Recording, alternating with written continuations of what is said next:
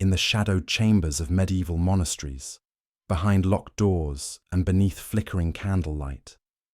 A forbidden art was practiced in absolute secrecy. Men in hooded robes bent over bubbling crucibles, their faces illuminated by the glow of mysterious fires that burned day and night. They spoke in whispers, wrote in codes that would make modern cryptographers weep, and guarded their knowledge more jealously than kings protected their gold. These were the alchemists of the Middle Ages, and tonight we're going to uncover the secrets they died to protect. For over 1,000 years, the true nature of medieval alchemy has been buried beneath layers of myth, persecution, and deliberate concealment. What the church branded as heresy, what kings dismissed as fraud, and what history reduced to foolish men chasing impossible dreams, was actually something far more extraordinary. Behind the symbols, beneath the codes, and within the encrypted manuscripts that scholars are only now beginning to decode, lay knowledge so dangerous that possessing it could mean death by fire. Welcome to Bedtime History, where tonight's journey will take us deep into a world where science and mysticism intertwined, where the pursuit of truth required the art of deception, and where the greatest minds of their age risked everything to unlock the secrets of matter itself. So settle in, close your eyes, and prepare to discover why medieval alchemists developed the most sophisticated system of secrecy in human history, and what they were really hiding in those encrypted texts that authorities spent centuries trying to destroy. The story begins not with beakers and potions, but with a simple, terrifying truth knowledge, in the wrong hands, was considered the most dangerous weapon of all. In the year 1326, Pope John XXII issued a decree that would change the course of scientific history forever. With the stroke of his papal pen, he declared that all priests and monks were forbidden from practicing alchemy. But this wasn't just a religious ruling. It was a death sentence for an entire intellectual tradition that had flourished in secret for centuries. You see, medieval alchemy was never just about turning lead into gold. That's the fairy tale version, the simplified story that history has fed us for generations. The reality was far more complex and infinitely more dangerous. Medieval alchemists were the first true scientists, men and women who dared to peer behind the veil of the natural world and ask the forbidden question, what if we could control the very building blocks of existence? Their laboratories weren't filled with superstitious charlatans, but with brilliant minds who understood chemistry, metallurgy, medicine, and physics in ways that wouldn't be matched for centuries. They developed processes for creating acids so powerful they could dissolve metal. They crafted medicines that could heal or kill with equal precision. They unlocked the secrets of distillation, crystallization, and chemical transformation that would later become the foundation of modern science. But perhaps most dangerously of all, they claimed they could create the Philosopher's Stone, a substance that could not only transmute base metals into gold, but grant eternal life to whoever possessed it. In a world where the Church held absolute authority over matters of life, death, and salvation, such claims weren't just heretical, they were revolutionary. The persecution that followed the papal decree of 1326 was swift and merciless. Alchemists found themselves hunted like criminals, their laboratories raided, their books burned, their bodies consigned to the flames of the Inquisition. Those who practiced the art were accused of consorting with demons, of making pacts with the devil, of threatening the very foundations of Christian society, and so they went underground. What happened next was one of the most remarkable intellectual transformations in human history. Faced with extinction, medieval alchemists didn't abandon their work. They became masters of concealment. They developed codes so complex that modern cryptographers are still struggling to crack them. They created symbolic languages that operated on multiple levels of meaning, hiding practical chemical knowledge beneath layers of religious allegory and mystical metaphor. Their manuscripts became puzzles within puzzles, treasure maps where X marked not gold, but wisdom itself. A recipe for creating dragon's blood might actually be instructions for producing mercury sulfide. References to the black dragon could mean powdered lead. When an alchemist wrote about the marriage of the sun and moon. Initiated readers understood this referred to specific chemical reactions between gold and silver compounds. This wasn't just clever wordplay, it was a matter of survival. In a world where owning the wrong book could mean death, alchemists had to become masters of misdirection. They scattered false information throughout their texts to mislead the uninitiated. They used pseudonyms that made it impossible to trace their real identities. They created entire fictional narratives that concealed practical laboratory procedures beneath stories of mythical creatures and spiritual transformation. The sophistication of their concealment methods was extraordinary. Medieval European alchemists developed what scholars now recognize as one of the most advanced cryptographic systems in pre-modern history. They didn't just hide their knowledge, they created an entire alternative language, a shadow vocabulary that allowed them to communicate in plain sight while remaining invisible to their persecutors. Consider the manuscript known as the Ripley Scrolls, created in the late 16th century. To the casual observer, these appear to be elaborate religious artworks, filled with dragons, mythical beasts, and Christian symbolism. But to those who understood the code, every image contained precise instructions for chemical processes.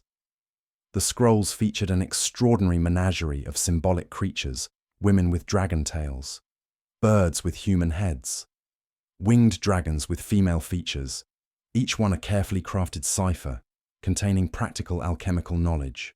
The depth of this symbolic system was staggering. Alchemists created images that worked on multiple levels simultaneously. A drawing might serve as religious art to satisfy church authorities, while simultaneously providing a detailed chemical formula to initiated practitioners. The same manuscript could function as a prayer book, a scientific textbook, and a coded instruction manual, depending on who was reading it and what they knew. But the most remarkable aspect of medieval alchemical secrecy wasn't the complexity of their codes. It was the global network they created to preserve and transmit their knowledge. Despite being scattered across different countries, languages, and cultures, alchemists maintained connections that spanned continents. They developed methods of communication that allowed them to share discoveries and techniques while remaining completely invisible to the authorities who hunted them. This network had its roots in the Islamic world, where Arabic scholars had preserved and expanded upon the alchemical knowledge of ancient Greece and Egypt. When the Western Roman Empire fell in the 5th century, it was Islamic civilization that became the guardian of alchemical wisdom.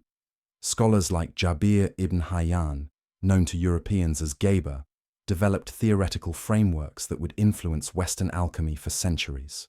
As Islamic texts were translated into Latin during the 12th and 13th centuries, European scholars gained access to a vast body of alchemical knowledge, but they also inherited something else: the Islamic tradition of rams, the art of symbolic encoding. In Arabic alchemical literature, rams covered everything from allegories and allusions to secret alphabets and coded names. It was a complete system for concealing dangerous knowledge, and European alchemists adapted it to their own purposes with remarkable skill. The result was a shadow civilization that existed parallel to the official medieval world. While priests preached from pulpits and knights fought their wars, alchemists worked in secret, connected by invisible threads of shared knowledge and mutual protection. They developed their own literature, their own symbols, their own methods of training new practitioners. They created a tradition that could survive persecution, adapt to changing circumstances, and preserve its core knowledge across generations. The manuscripts they left behind are windows into this hidden world. Books that appear to be collections of medical recipes actually contain sophisticated chemical processes. Religious texts conceal detailed instructions for creating powerful acids and metallic compounds. Prayer books hide formulas for medicines that could heal or poison with equal effectiveness. One of the most extraordinary examples of this concealment is the recently decoded manuscript of Arthur Dee, the son of the famous Elizabethan magus John Dee. For centuries, scholars knew this text contained important alchemical information, but the cipher that protected it seemed unbreakable. It wasn't until modern cryptographic techniques were applied that researchers finally cracked the code. What they found was astonishing: a detailed recipe for creating the Philosopher's Stone, written in a Latin cipher of remarkable sophistication. The decoded text promised extraordinary results: a truly gold-making elixir that could not only transmute base metals, but cure any illness and grant eternal life. The discovery revealed that medieval ciphers were far more advanced than previously thought, and that much alchemical knowledge remains hidden in manuscripts that have yet to be decoded. The paranoia that drove alchemists to such elaborate concealment methods wasn't unfounded. The persecution they faced was real and deadly. During the height of the Inquisition, being caught with alchemical texts could result in torture, imprisonment, or death. The association of alchemy with magic and devil worship made practitioners automatic targets for religious authorities who saw their work as a threat to church doctrine. This climate of fear created a culture of extreme secrecy within alchemical circles. Practitioners became masters of misdirection, developing multiple layers of protection for their knowledge. They wrote under false names, attributed their works to ancient authorities to lend credibility while protecting their own identities, and created elaborate allegories that could be interpreted as religious texts by casual readers. The use of pseudonyms in alchemical literature was so common that historians are still untangling the web of false attributions. Many of the most famous alchemical texts were published under the names of respected figures like Roger Bacon, Albertus Magnus, or Ramon Lull, even though these men had died centuries before the works were written. This practice served a dual purpose. It protected living authors from persecution, while lending authority to controversial ideas by associating them with established scholars. The sophistication of medieval alchemical concealment extended beyond simple codes and false names. Practitioners developed entire philosophical frameworks that allowed them to present their work as religious inquiry rather than scientific research. They argued that studying the transformation of matter was actually a form of divine contemplation, a way of understanding God's creation through direct investigation. This theological interpretation provided some protection against charges of heresy. By framing their work in religious terms, alchemists could claim they were serving God rather than challenging church authority. They developed elaborate parallels between chemical processes and Christian doctrine, presenting the purification of metals as a metaphor for the purification of the human soul. The integration of Christian symbolism into alchemical texts was so thorough that many manuscripts could function as legitimate religious works. The famous Ripley Scrolls, for example, feature prominently Christian imagery alongside their chemical instructions. The scrolls include drawings of Ripley's tomb at Bridlington, decorated with alchemical symbols that were integrated seamlessly with Christian iconography. This blending of religious and scientific elements created a unique form of protected knowledge. Alchemical texts could circulate openly as religious works, while simultaneously serving as practical laboratory manuals for those who understood their deeper meaning. The same manuscript might be studied by a monk seeking spiritual insight and by a practicing alchemist seeking chemical formulas, with neither fully understanding the other's perspective. The network that preserved and transmitted this hidden knowledge was remarkably resilient. Despite centuries of persecution, alchemical traditions survived and evolved, adapting to changing political and religious circumstances. When one center of learning was destroyed, the knowledge would resurface elsewhere, carried by practitioners who had memorized the essential information or hidden copies of crucial texts. The preservation of alchemical manuscripts required extraordinary care and dedication. Scribes who copied these dangerous texts risked their lives to maintain the tradition. They developed techniques for concealing alchemical content within seemingly innocent works, embedding chemical formulas in medical recipes or hiding transmutation processes in religious allegories. The result of this careful preservation is visible today in libraries around the world, where medieval alchemical manuscripts continue to reveal their secrets to patient scholars. Each decoded text opens a window into the hidden world of medieval science, showing us how our ancestors understood the natural world and how they risked everything to expand that understanding. These manuscripts reveal that medieval alchemists were far more sophisticated than popular history suggests. They weren't superstitious mystics chasing impossible dreams. They were serious researchers who developed practical techniques for working with matter at the most fundamental level. Their knowledge of chemistry, metallurgy, and medicine was often centuries ahead of their time, preserved and transmitted through networks of secrecy that protected it from those who would destroy it. The story of medieval alchemical secrecy is ultimately a story about the power of knowledge and the lengths people will go to preserve it. In a world where curiosity could be fatal and discovery could mean death, these remarkable individuals chose to risk everything in pursuit of understanding. They developed systems of concealment so sophisticated that we're still uncovering their secrets today. And they created a tradition that would eventually emerge from the shadows to become the foundation of modern science. But their greatest achievement wasn't the knowledge they preserved. It was the proof that truth, no matter how dangerous or forbidden, will always find a way to survive. Through codes and ciphers, through symbols and allegories, through networks of dedicated individuals willing to risk everything for the sake of understanding, the secrets of medieval alchemy endured. And tonight, as we begin to decode their hidden messages, we're not just learning about chemistry or metallurgy, we're discovering what it means to be human in the face of impossible odds. The shadows are lifting, the codes are being broken, and the forbidden knowledge of the medieval alchemists is finally ready to be revealed. But perhaps no aspect of medieval alchemical secrecy was more dangerous than their pursuit of what they called the great work, the creation of substances that could fundamentally alter the nature of life and death itself.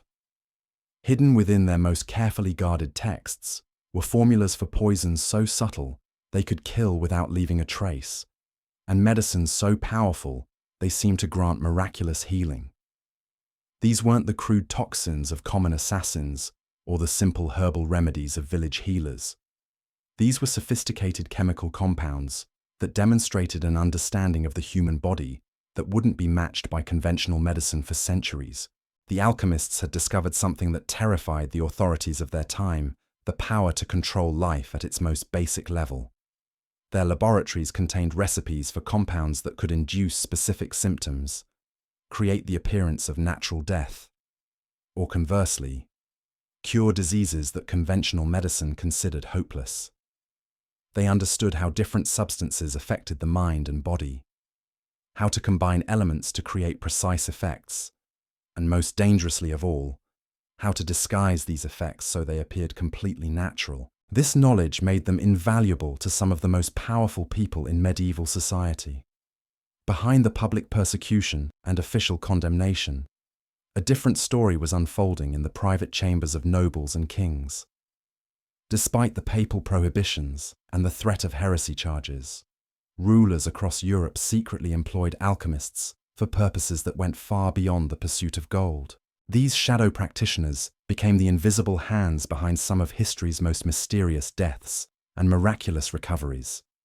When a political rival suddenly fell ill with symptoms that baffled court physicians, when an inconvenient heir died of a malady that struck without warning, when a valuable ally recovered from a supposedly fatal condition, the explanation often lay not in divine intervention or natural causes, but in the carefully applied knowledge of court alchemists who operated in complete secrecy. The sophistication of their methods was extraordinary. They developed delivery systems that could introduce substances into food, drink, or even the air itself without detection. They created compounds that would remain dormant in the body for days or weeks before producing their intended effects.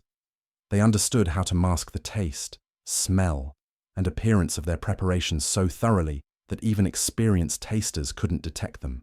But perhaps most chilling of all, they documented these methods in their encrypted manuscripts, creating detailed records of how power could be wielded through invisible means. These texts, written in the same symbolic language that concealed their transmutation formulas, contained instructions for what amounted to the world's first chemical weapons. The psychological impact of this hidden knowledge was immense. Medieval rulers lived in constant fear of poisoning, and for good reason. The very alchemists they employed to protect them could just as easily be turned against them by rival factions. This created a climate of paranoia that extended far beyond the alchemical community, influencing court politics, diplomatic relations, and the daily lives of anyone with power or wealth. The alchemists themselves were caught in an impossible position. Their knowledge made them valuable, but that same value made them dangerous. They were simultaneously protected and threatened by their abilities, welcomed into the inner circles of power while being watched constantly for signs of betrayal. Many developed elaborate personal codes and security measures, knowing that their own techniques could be used against them at any moment. This deadly game of chemical warfare wasn't limited to political assassination. Medieval alchemists also developed methods for what we might now call psychological manipulation. They created substances that could alter perception, induce specific emotional states, or cloud judgment in subtle but significant ways. These compounds could be used to influence negotiations, extract confessions, or simply maintain control over potentially troublesome individuals. The manuscripts that describe these techniques read like something from a modern thriller, filled with coded references to preparation methods, delivery systems, and expected effects.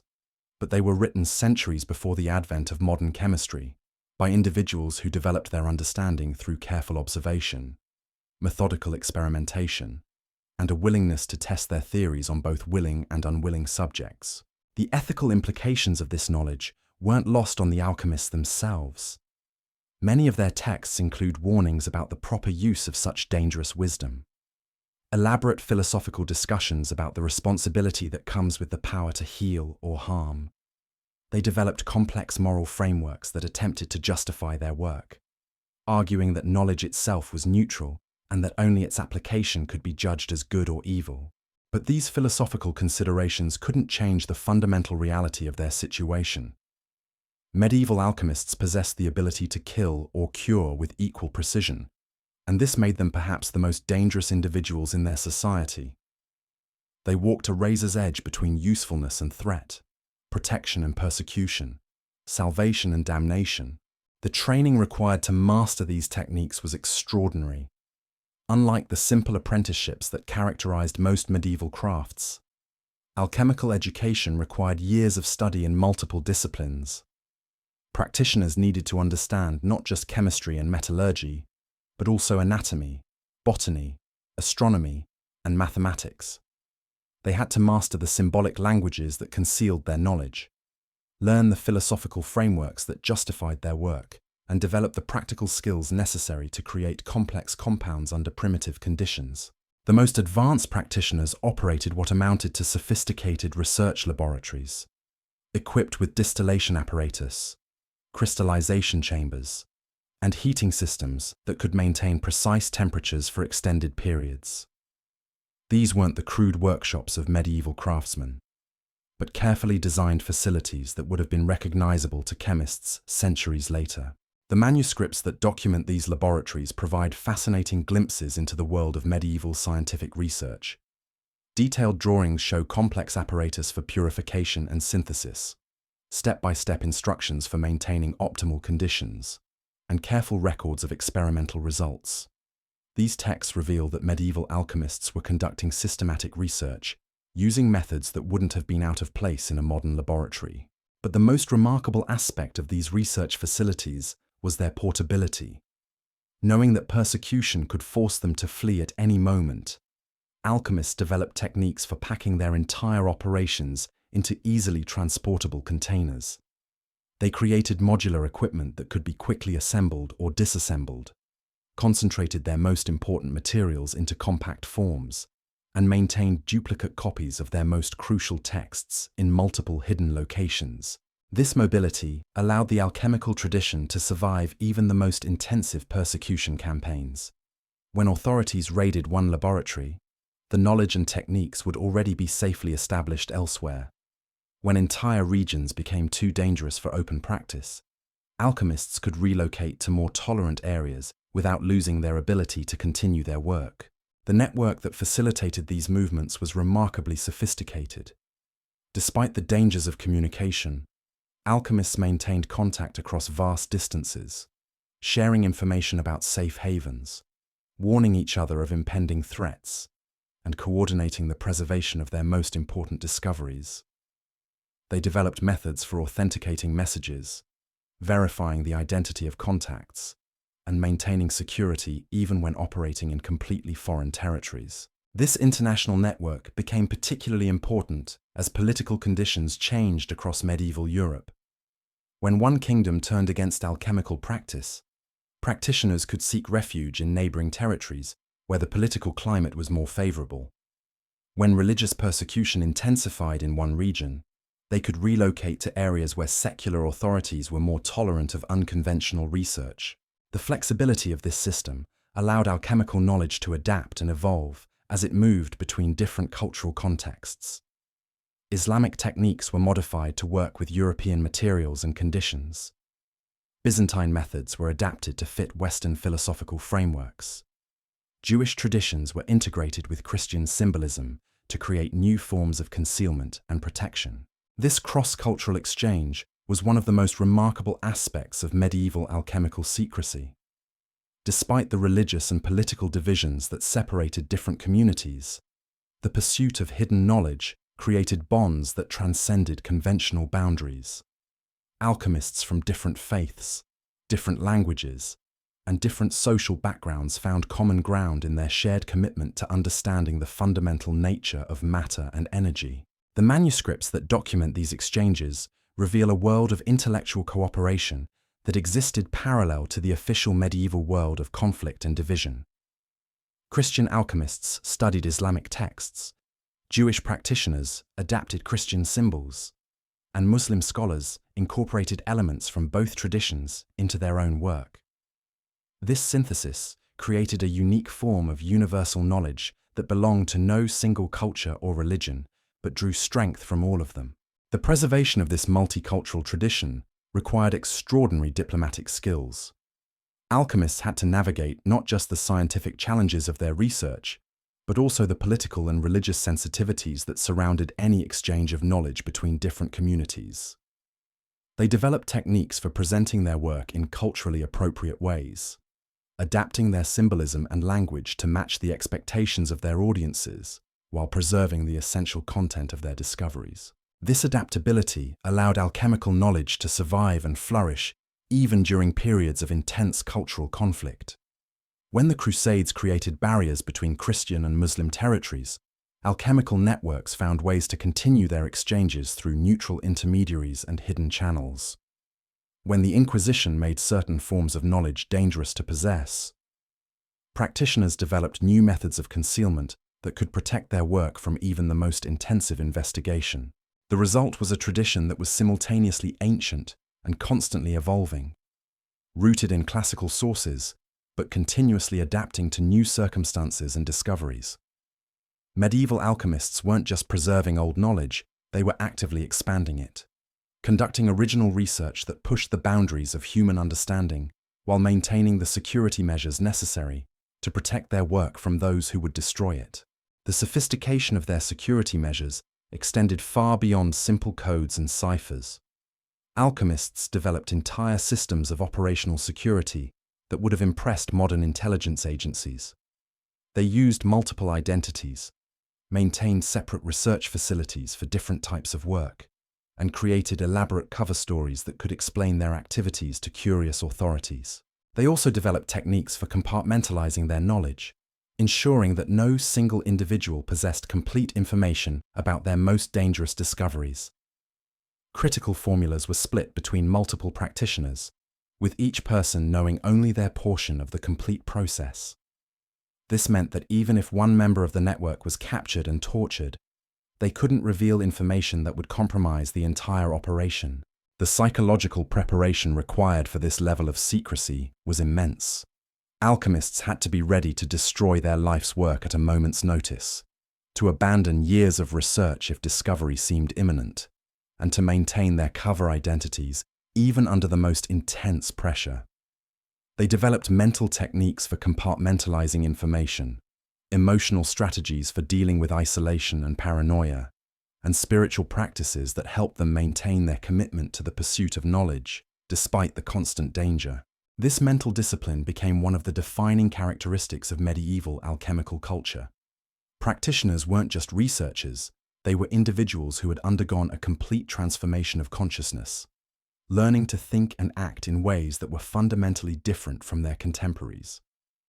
They had to master not just the technical aspects of their craft, but also the psychological and spiritual dimensions that allowed them to function effectively in a world where their very existence was considered a threat to established order.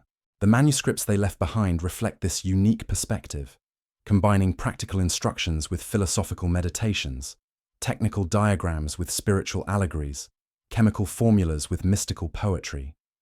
These texts weren't just repositories of scientific knowledge, they were complete worldviews, alternative ways of understanding reality that challenged every assumption of medieval society. And yet, despite the dangers they faced and the sacrifices they made, medieval alchemists continued their work with unwavering dedication. They believed that the knowledge they were preserving and expanding would eventually benefit all of humanity, that their discoveries would lead to advances in medicine, technology, an understanding that would justify the risks they took and the persecution they endured. In this belief, they were ultimately proven correct. The techniques they developed, the knowledge they preserved, and the methods they created would eventually emerge from the shadows to become the foundation of modern chemistry, medicine, and materials science. Their encrypted manuscripts would be decoded, their symbols translated, and their discoveries recognized as crucial steps in humanity's ongoing quest to understand and control the natural world. But perhaps their greatest legacy wasn't the specific knowledge they preserved, it was the proof that truth, no matter how dangerous or forbidden, will always find a way to survive. Through their networks of secrecy, their codes and ciphers, their willingness to risk everything for the sake of understanding, medieval alchemists demonstrated that the human drive to learn and discover is stronger than any force that tries to suppress it. The shadows that concealed their work for centuries are finally lifting, revealing a world of intellectual courage and scientific achievement that challenges everything we thought we knew about the medieval period. And as we continue to decode their hidden messages and understand their secret methods, we're not just learning about the history of science, we're discovering what it means to be human in the face of impossible odds, to choose knowledge over safety, and to believe that truth is worth any sacrifice. The forbidden knowledge of the medieval alchemists is no longer forbidden. Their secrets are being revealed, their codes are being broken, and their legacy is finally taking its rightful place in the story of human achievement. But there are still mysteries to uncover, still manuscripts to decode, still secrets waiting to be revealed in the encrypted texts that these remarkable individuals left behind for us to discover. The sophistication of medieval alchemical torture methods reveals a darker truth about the pursuit of forbidden knowledge. When power becomes absolute, those who possess dangerous wisdom often find themselves wielding it not for the betterment of humanity, but for the service of rulers who care nothing for moral boundaries. The same minds that sought to unlock the secrets of eternal life were also compelled to devise methods of inflicting prolonged suffering. Their chemical expertise transformed into instruments of political control. Medieval alchemists brought terrifying innovation to the art of extracting information and punishing enemies. Their deep understanding of metals, acids, and organic compounds allowed them to create devices that maximized agony while minimizing the risk of accidental death. These weren't crude instruments of brute force, but precisely calibrated mechanisms that could maintain a victim's consciousness and sensitivity for extended periods. The historical records reveal their direct involvement in developing torture devices that employed chemical principles to amplify pain. They created acids that could burn through flesh at controlled rates, ensuring that the process would last for hours rather than minutes. They formulated compounds that could heighten nerve sensitivity, making even the lightest touch feel like fire. Most insidiously, they developed substances that could keep victims conscious and alert throughout ordeals that would normally cause merciful unconsciousness. These chemical torture methods were more than just weapons of intimidation. They were carefully designed tools for psychological warfare, intended to break not just the body, but the spirit of anyone who dared to oppose established authority. The mere knowledge that such techniques existed was often enough to ensure compliance, creating an atmosphere of terror that extended far beyond the actual victims. The creation of poisons represented another dark application of alchemical knowledge. Medieval practitioners developed toxicological expertise that rivaled anything available to modern assassins. They understood how different compounds affected the human body, how to combine substances for specific effects, and most dangerously, how to disguise their preparations so they appeared completely natural. Some of their most diabolical creations were designed not to kill quickly, but to induce prolonged suffering that could serve as both punishment and warning. They developed compounds that would cause gradual organ failure, substances that would induce madness before death, and preparations that could create the appearance of natural illness while ensuring inevitable doom. The sophistication of their delivery methods was equally disturbing. They learned to introduce poisons through food, drink, clothing, and even the air itself. They created time-delayed compounds that would remain dormant in the body for days or weeks before producing their intended effects. They developed techniques for making their preparations tasteless, odorless, and invisible, ensuring that victims would have no warning of their fate. Perhaps most chilling of all, they documented these methods in their encrypted manuscripts, creating detailed instruction manuals for chemical warfare that were hidden within seemingly innocent alchemical texts. These documents contained precise formulas, step-by-step preparation methods, and careful observations of the effects produced by different compounds. They read like technical manuals for death, written by individuals who had reduced murder to a precise science. The psychological impact of this knowledge extended far beyond its actual use. Medieval rulers lived in constant fear of poisoning, and this paranoia shaped every aspect of court life. Food tasters became essential members of royal households. Servants were watched constantly for signs of betrayal. Even the most trusted advisors were viewed with suspicion, knowing that anyone with access to alchemical knowledge could potentially become an assassin. This climate of fear created opportunities for manipulation that went far beyond simple assassination. Alchemists developed substances that could alter perception, induce specific emotional states, or cloud judgment in subtle but significant ways. These compounds could be used to influence negotiations, extract confessions, or maintain control over potentially troublesome individuals. The preparation of these mind-altering substances required an understanding of human psychology that was centuries ahead of its time. Alchemists studied the relationship between chemical compounds and mental states, documenting how different preparations affected memory, perception, and decision-making ability.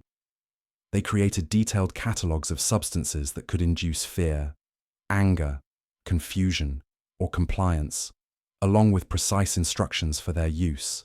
The ethical implications of this knowledge weren't lost on the practitioners themselves. Many alchemical texts include extensive philosophical discussions about the proper use of such dangerous wisdom. They developed complex moral frameworks that attempted to justify their work, arguing that knowledge itself was neutral and that only its application could be judged as good or evil. But these philosophical considerations couldn't change the fundamental reality of their situation. The very expertise that made alchemists valuable to their patrons also made them dangerous. They possessed the ability to heal or harm with equal precision, and this made them perhaps the most feared individuals in medieval society. They walked a razor's edge between usefulness and threat, protection and persecution, salvation and damnation. The training required to master these dark arts was extraordinary and deeply corrupting. Unlike conventional alchemical education, which focused on understanding natural processes and beneficial applications, the development of torture and assassination techniques required practitioners to study human suffering in systematic detail. They had to observe the effects of their compounds on living subjects, document the progression of various forms of chemical poisoning, and refine their methods based on the agonies they witnessed. This research created a class of individuals who had become intimately familiar with the darkest aspects of human experience. They understood pain not as an abstract concept, but as a precise phenomenon that could be controlled, amplified, and manipulated for specific purposes. They knew death not as a natural process, but as an outcome that could be orchestrated with scientific precision. The psychological toll of this knowledge was immense. Many alchemists who specialized in these dark applications developed a cold detachment from human suffering that allowed them to continue their work despite its horrific nature. They learned to view their victims not as people, but as experimental subjects, test cases for refining their techniques and improving their understanding of chemical effects on the human body. This dehumanization was often reinforced by the social context in which they worked. The victims of alchemical torture and poisoning were typically presented to practitioners as enemies of the state, heretics, or criminals who deserved their fate. This moral justification made it easier for alchemists to rationalize their participation in activities that violated every principle of their original calling. The compartmentalization of this knowledge within alchemical circles was remarkable. Most practitioners who focused on healing and transmutation remained completely ignorant of the darker applications being developed by their colleagues. The techniques for creating beneficial medicines and those for producing deadly poisons were kept separate, taught by different masters and recorded in different manuscripts. This separation served multiple purposes. It protected the majority of alchemists from the moral corruption that came with knowledge of torture and assassination methods. It prevented the spread of dangerous techniques to individuals who might not have the psychological stability to handle them responsibly. And it created plausible deniability for the alchemical community as a whole, allowing them to maintain their public image as healers and researchers, while a select few engaged in much darker work. The manuscripts that document these sinister applications were among the most heavily encrypted and carefully guarded of all alchemical texts. They were written in codes that required multiple keys to decode, hidden within other documents that appeared to contain only innocent information, and distributed through networks that were completely separate from normal alchemical channels. The security measures surrounding these documents were extraordinary. They were often written on specially prepared parchments that would be destroyed if exposed to certain chemicals, ensuring that captured manuscripts couldn't be decoded by unauthorized individuals. The text itself might be written in invisible inks that would only appear under specific conditions, or in symbols that required knowledge of multiple cipher systems to interpret. Even when these manuscripts were successfully decoded, they often contained deliberate misinformation designed to mislead anyone who shouldn't have access to the real techniques. False formulas were inserted alongside genuine ones, with only subtle clues indicating which instructions were authentic. Preparation methods might be deliberately corrupted, ensuring that unauthorized attempts to recreate the compounds would fail or produce harmless results. The individuals who possessed these dark manuscripts were among the most carefully vetted members of the alchemical community. They underwent extensive psychological evaluation to ensure they could handle the knowledge responsibly. They swore elaborate oaths that bound them not just to secrecy, but to specific ethical guidelines governing the use of their expertise, and they were constantly monitored by other members of their network to ensure they didn't abuse their abilities or reveal their knowledge to unauthorized individuals. This system of control created a shadow elite within the already secretive world of medieval alchemy. These practitioners possessed knowledge that could topple kingdoms, yet they were bound by restrictions that made them essentially prisoners of their own expertise. They lived in constant danger, not just from external persecution, but from their own colleagues, who would eliminate them without hesitation if they showed any sign of betraying the trust that had been placed in them. The psychological profile of individuals who could function in this environment was unique. They had to possess the intellectual capacity to master extremely complex chemical processes, the emotional stability to work with deadly materials, the moral flexibility to participate in torture and assassination, and the personal discipline to maintain absolute secrecy about their activities. Many of these practitioners developed elaborate personal philosophies that allowed them to rationalize their work. They might view themselves as servants of a higher justice, believing that their actions helped maintain social order and prevented greater chaos. They might see their knowledge as a necessary evil, a dark wisdom that someone had to possess to protect society from even worse threats.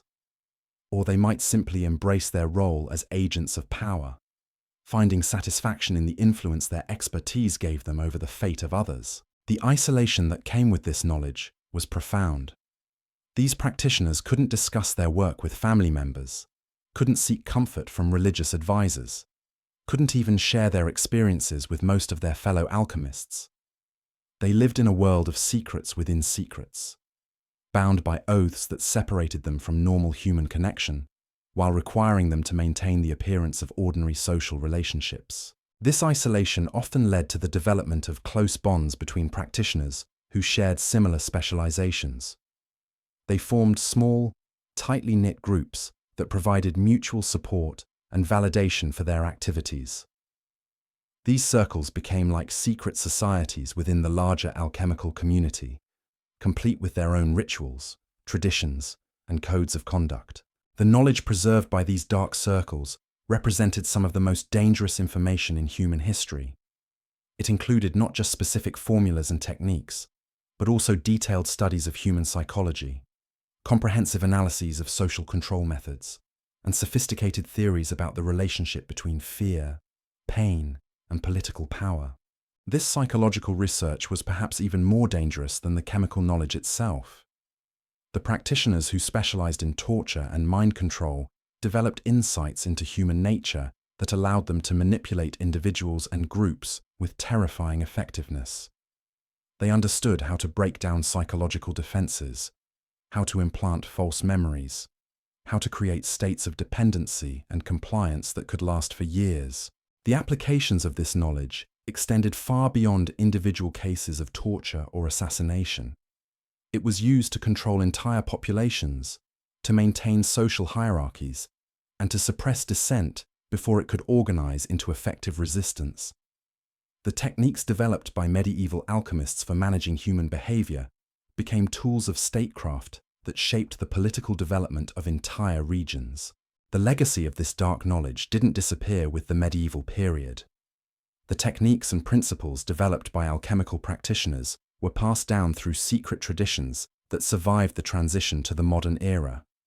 They influenced the development of early psychology, informed the creation of more sophisticated methods of social control, and provided the foundation for psychological warfare techniques that are still used today.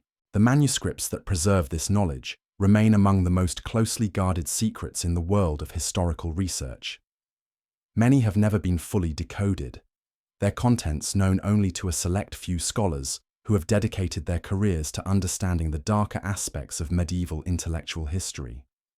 Others have been decoded but never published, their revelations considered too dangerous for general circulation.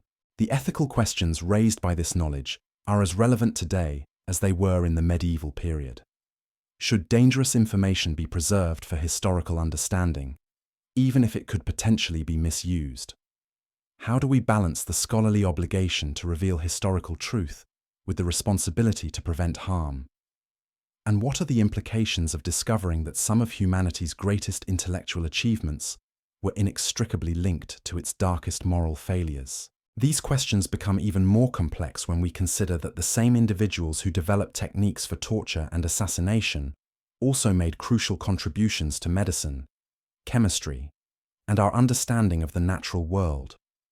The knowledge they preserved and expanded included not just methods for causing harm, but also techniques for healing, formulas for beneficial compounds, and insights into natural processes that advanced human understanding in countless ways. The dual nature of alchemical knowledge reflects a fundamental truth about human intellectual achievement. The same curiosity and analytical ability that leads to beneficial discoveries can also be applied to harmful purposes. The medieval alchemists, who unlocked the secrets of chemical transformation, created tools that could be used for healing or killing, for enlightenment or oppression, for liberation or enslavement. This duality was built into the very structure of alchemical education and practice. The same principles that governed the creation of medicines also applied to the development of poisons. The techniques used to purify metals could be adapted to refine toxic compounds. The understanding of natural processes that enabled beneficial transformations also made possible more sinister applications. The recognition of this duality was one of the factors that drove alchemical secrecy to such extremes. Practitioners understood that their knowledge was inherently dangerous, not because it was evil in itself, but because it could be used for evil purposes by individuals who lacked proper moral guidance. The elaborate systems of initiation, the complex codes and ciphers, the careful screening of potential students, all of these security measures were designed to ensure that dangerous knowledge remained in the hands of those who could be trusted to use it responsibly. But as the medieval period progressed and political pressures intensified, these safeguards began to break down. The demand for alchemical expertise in torture and assassination grew stronger, while the moral constraints that had previously limited such applications became weaker. The result was a gradual corruption of the alchemical tradition, as more and more practitioners were drawn into activities that violated the ethical principles upon which their discipline had been founded. This corruption created a crisis within the alchemical community that contributed to its eventual transformation into modern chemistry. As the darker applications of alchemical knowledge became more prominent, many practitioners began to distance themselves from the tradition altogether. They sought to purify their discipline by focusing exclusively on beneficial applications, abandoning the mystical and secretive aspects that had made the darker work possible. The emergence of modern science can thus be seen partly as a reaction against the moral compromises that had corrupted medieval alchemy. The emphasis on open publication, peer review, and institutional oversight that characterizes modern scientific practice was designed to prevent the kind of secretive, unaccountable research that had enabled the development of chemical weapons and torture techniques in the medieval period.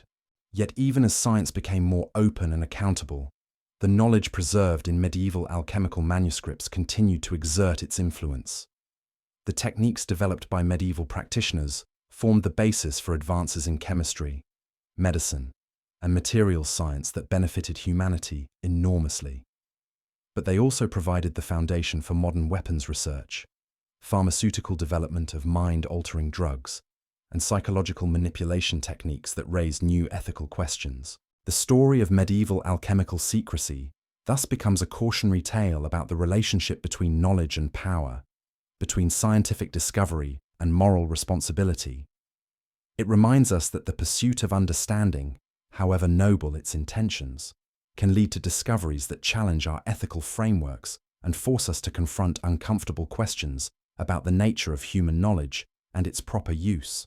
The manuscripts that preserve this dangerous wisdom continue to be decoded and studied, revealing new insights into both the achievements and the moral failures of our intellectual ancestors. Each decoded text opens a window into a world where brilliant minds grappled with the same fundamental questions that confront us today. How do we balance the pursuit of knowledge with the responsibility to prevent harm? How do we preserve beneficial discoveries while preventing their misuse? And how do we ensure that the lessons learned from past moral failures inform our approach to future ethical challenges? These questions become increasingly urgent as modern science continues to unlock new forms of knowledge that could be used for either beneficial or harmful purposes. The legacy of medieval alchemical secrecy serves as both a warning and a guide, showing us the importance of maintaining ethical standards even in the pursuit of the most valuable discoveries, and reminding us that the greatest achievements of human intelligence are meaningless if they are not grounded in wisdom and moral understanding. The shadows that concealed the work of medieval alchemists are finally lifting, but the light they reveal illuminates both the heights of human intellectual achievement and the depths of moral compromise.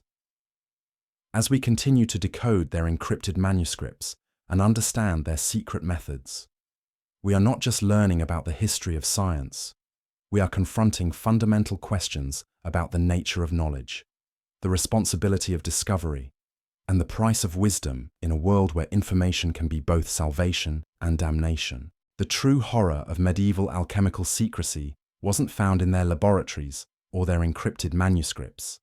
but in the way their knowledge transformed the very nature of medieval society itself. What began as an intellectual pursuit became a shadow system of control that operated parallel to every official institution of the age. Kings might rule from thrones, bishops might preach from pulpits, but the real power often rested in the hands of individuals whose names appear in no official records, whose faces were hidden behind masks of scholarly respectability, and whose influence could topple kingdoms without anyone ever knowing they existed. This invisible empire operated through networks so sophisticated that modern intelligence agencies would struggle to match their effectiveness. Medieval alchemists didn't just develop codes to protect their formulas, they created entire parallel societies with their own hierarchies, their own methods of communication, and their own systems of justice. When one of their number was threatened, the response came not from any visible authority, but from shadows that moved across continents, carrying messages that could save lives or end them with equal precision. The manuscripts that document these networks read like blueprints for a hidden world. They describe meeting places that existed in plain sight, recognition signals that could identify allies across language barriers, and methods of coordination that allowed scattered individuals to act as a single, unified force. These weren't the crude conspiracies of desperate outlaws, but sophisticated organizational structures that had evolved over centuries to survive in hostile environments. Consider the case of the mysterious figure known only as the Venetian master, whose identity remains unknown despite centuries of scholarly investigation. This individual appears in alchemical texts from across Europe, always as a reference point for the most advanced knowledge, never as a named person. Letters exist that were supposedly written by him, but they're signed only with a symbol that appears nowhere else in medieval literature. Formulas are attributed to his teaching, but no record exists of where or when he lived. What we do know is that the Venetian master's influence extended from the universities of Paris to the courts of German princes, from the monasteries of England to the trading houses of Constantinople. His methods were copied by practitioners who had never met him.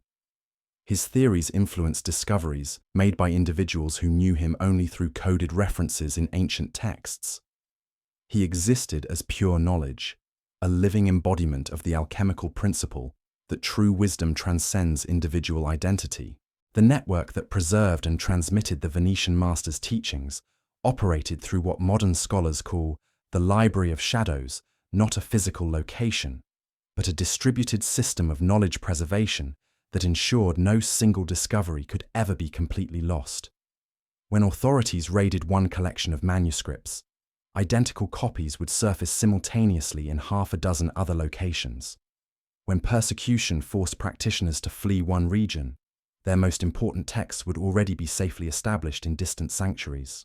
This system worked because medieval alchemists had learned to think in ways that were fundamentally different from their contemporaries. While most people understood knowledge as something that belonged to individuals or institutions, alchemists viewed it as a living force that existed independently of any single person or place. They saw themselves not as owners of wisdom, but as temporary custodians of truths that belonged to humanity as a whole. This philosophy led them to develop preservation methods that were both practical and mystical. They didn't just copy their texts, they embedded multiple layers of meaning within each manuscript, ensuring that even if the surface content was destroyed, deeper levels of understanding would survive. They created works that functioned simultaneously as historical records, practical manuals, philosophical treatises, and spiritual guides, depending on the knowledge and perspective of the reader. The most advanced practitioners developed what they called the art of living books techniques for embedding complete systems of knowledge within the minds of specially trained individuals. These human libraries could carry vast amounts of information without any written records, transmitting complex formulas, detailed procedures, and sophisticated theories through purely oral traditions that were invisible to outside observation. The training required to become a living book was extraordinary.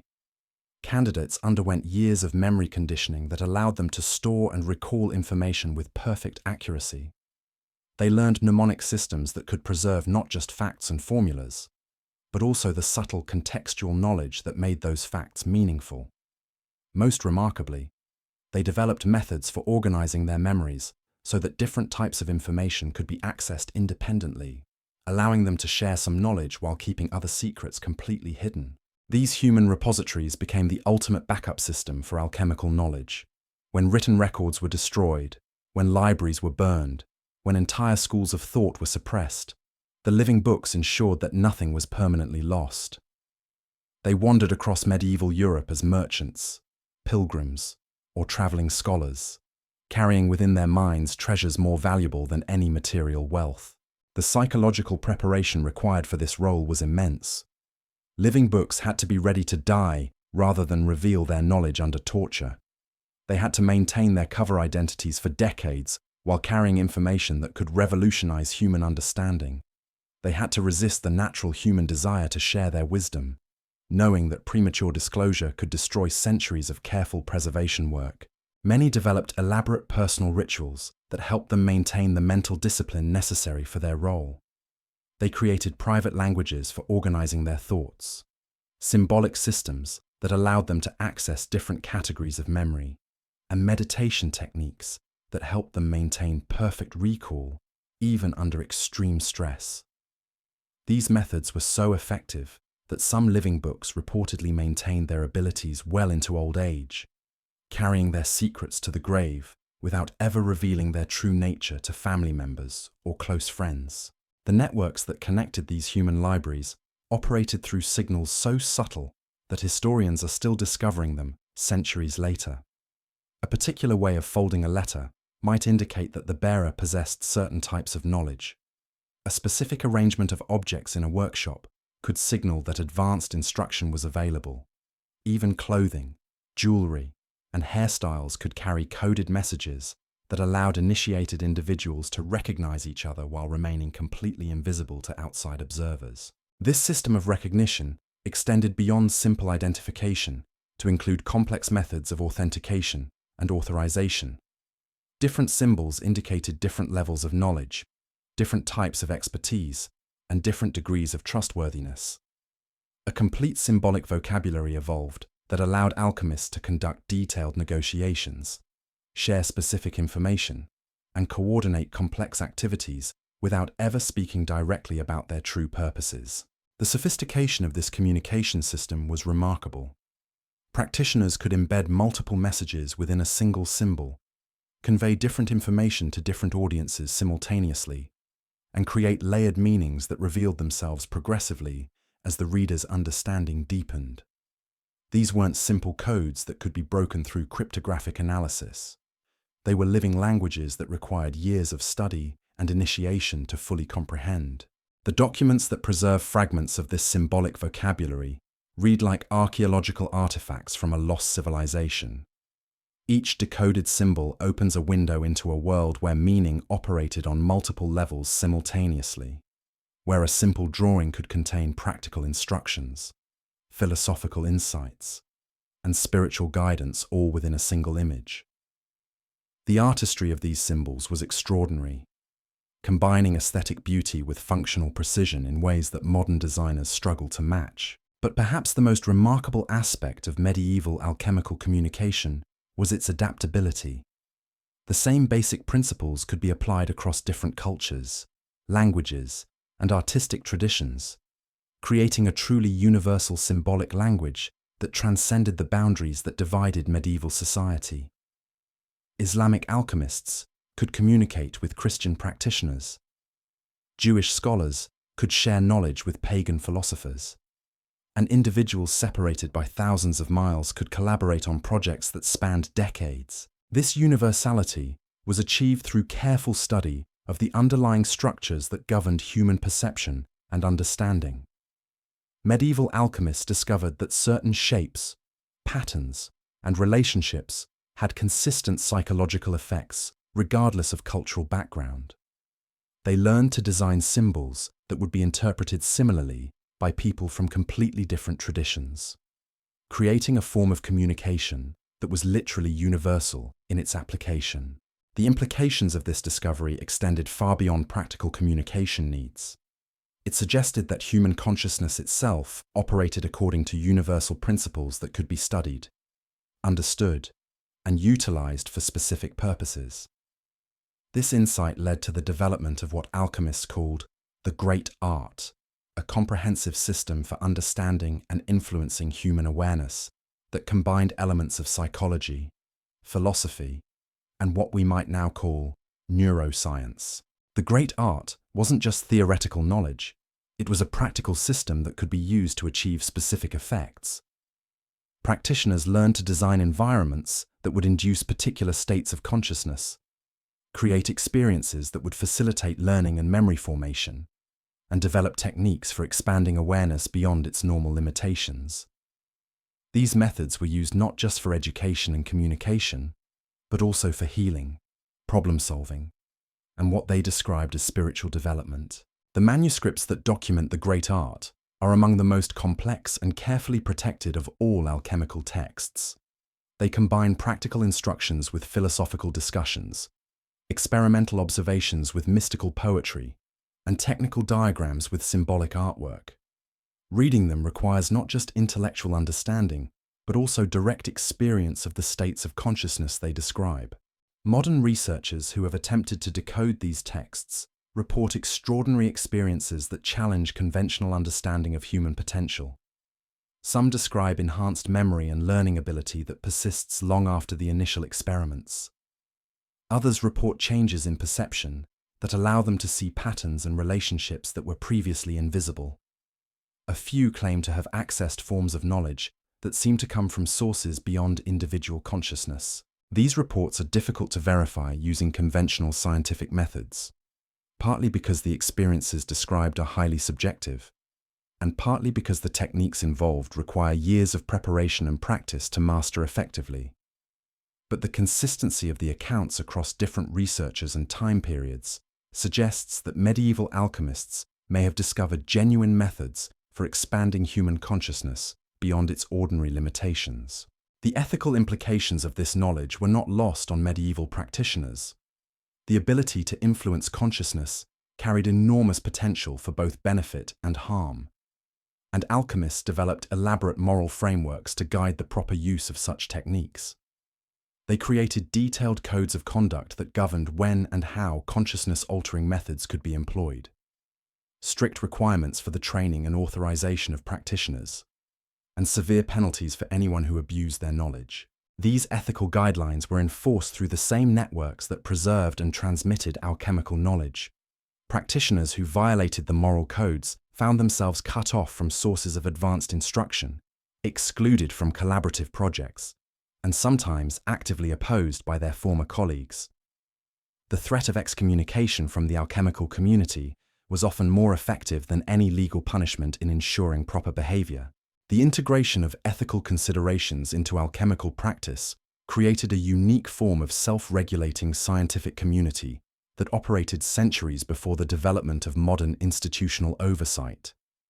Practitioners policed themselves through peer review, maintained standards through collective action, and preserved the integrity of their tradition through shared commitment to moral principles that transcended individual interests. This system worked because medieval alchemists understood that knowledge and power were inseparable, and that the pursuit of understanding carried responsibilities that extended far beyond personal achievement. They saw themselves as guardians of wisdom that belonged to all humanity, temporary custodians of truths that would eventually benefit everyone, but that had to be carefully protected until the world was ready to receive them. The manuscripts they left behind reflect this sense of responsibility. Even the most advanced texts include warnings about the proper use of the knowledge they contain, elaborate discussions of the ethical implications of different techniques, and careful instructions for ensuring that dangerous information doesn't fall into the wrong hands. These weren't just technical manuals, they were moral guides that attempted to shape the character of anyone who studied them. The influence of this ethical approach extended beyond the alchemical community to affect the broader development of medieval intellectual culture. The principles of responsible knowledge sharing, peer review, and moral accountability that alchemists developed influenced the emergence of universities, guilds, and other institutions that preserved and transmitted specialized knowledge. The modern scientific tradition of ethical oversight and responsible research can trace its roots back to the moral frameworks developed by medieval alchemical practitioners.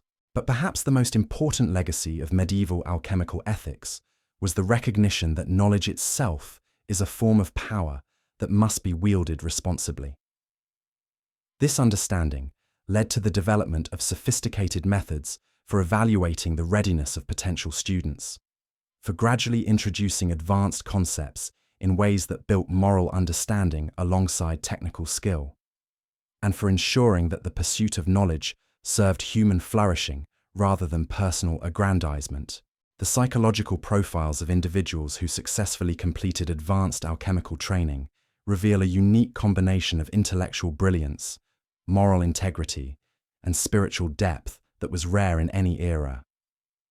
These practitioners had learned to integrate rational analysis with intuitive insight, practical skill with philosophical understanding, and personal achievement with service to the greater good. They represented a form of human development that transcended the ordinary limitations of their time and culture. The training methods that produced such individuals were themselves works of art, carefully designed systems that addressed every aspect of human development simultaneously. Students learned not just facts and techniques, but also how to think clearly, how to maintain ethical standards under pressure, how to work effectively with others, and how to contribute to the preservation and advancement of knowledge for future generations. These educational approaches were so effective that they continued to influence teaching methods long after the medieval period ended. The tutorial systems used in medieval universities, the apprenticeship models adopted by craft guilds, and the mentorship traditions maintained by scholarly communities all borrowed elements from alchemical training methods that had proven their effectiveness over centuries of use. The holistic approach to education that characterized alchemical training recognized that true mastery required the development of the whole person, not just the accumulation of specialized knowledge. Students learned to integrate intellectual, emotional, physical, and spiritual aspects of their development, creating a form of human excellence that was both personally fulfilling and socially beneficial. This integration was achieved through carefully structured experiences that challenged students to grow in all dimensions simultaneously. They might be required to master complex technical procedures while maintaining ethical standards under pressure, to solve practical problems while developing philosophical understanding, or to work with others while maintaining individual integrity and responsibility. The result was a form of education that produced not just skilled practitioners, but also wise human beings who could be trusted with dangerous knowledge because they had developed the character necessary to use it responsibly. These individuals became the guardians of medieval alchemical tradition, ensuring that its most powerful secrets remained in hands that would use them for the benefit of humanity rather than for personal gain or destructive purposes. The manuscripts that document this educational tradition provide detailed insights into human development that remain relevant today. They describe stages of growth that students typically experienced, common challenges that arose during training, and effective methods for helping individuals overcome obstacles to their development. This psychological wisdom was gained through centuries of careful observation and experimentation with human potential. Modern educators who have studied these texts report that many alchemical training methods are remarkably effective even when adapted to contemporary contexts. The emphasis on character development alongside skill acquisition, the integration of theory with practice, and the recognition that true mastery requires both individual excellence and collaborative service continue to produce exceptional results in educational settings that apply these principles. The influence of alchemical educational methods extended far beyond the medieval period to shape the development of modern academic traditions. The doctoral degree, with its emphasis on original research, comprehensive examination, and public defense of new knowledge, can be traced back to alchemical initiation procedures that tested both competence and character. The peer review process that governs modern scientific publication reflects alchemical traditions of collective evaluation and quality control. Even the physical design of educational institutions shows the influence of alchemical principles.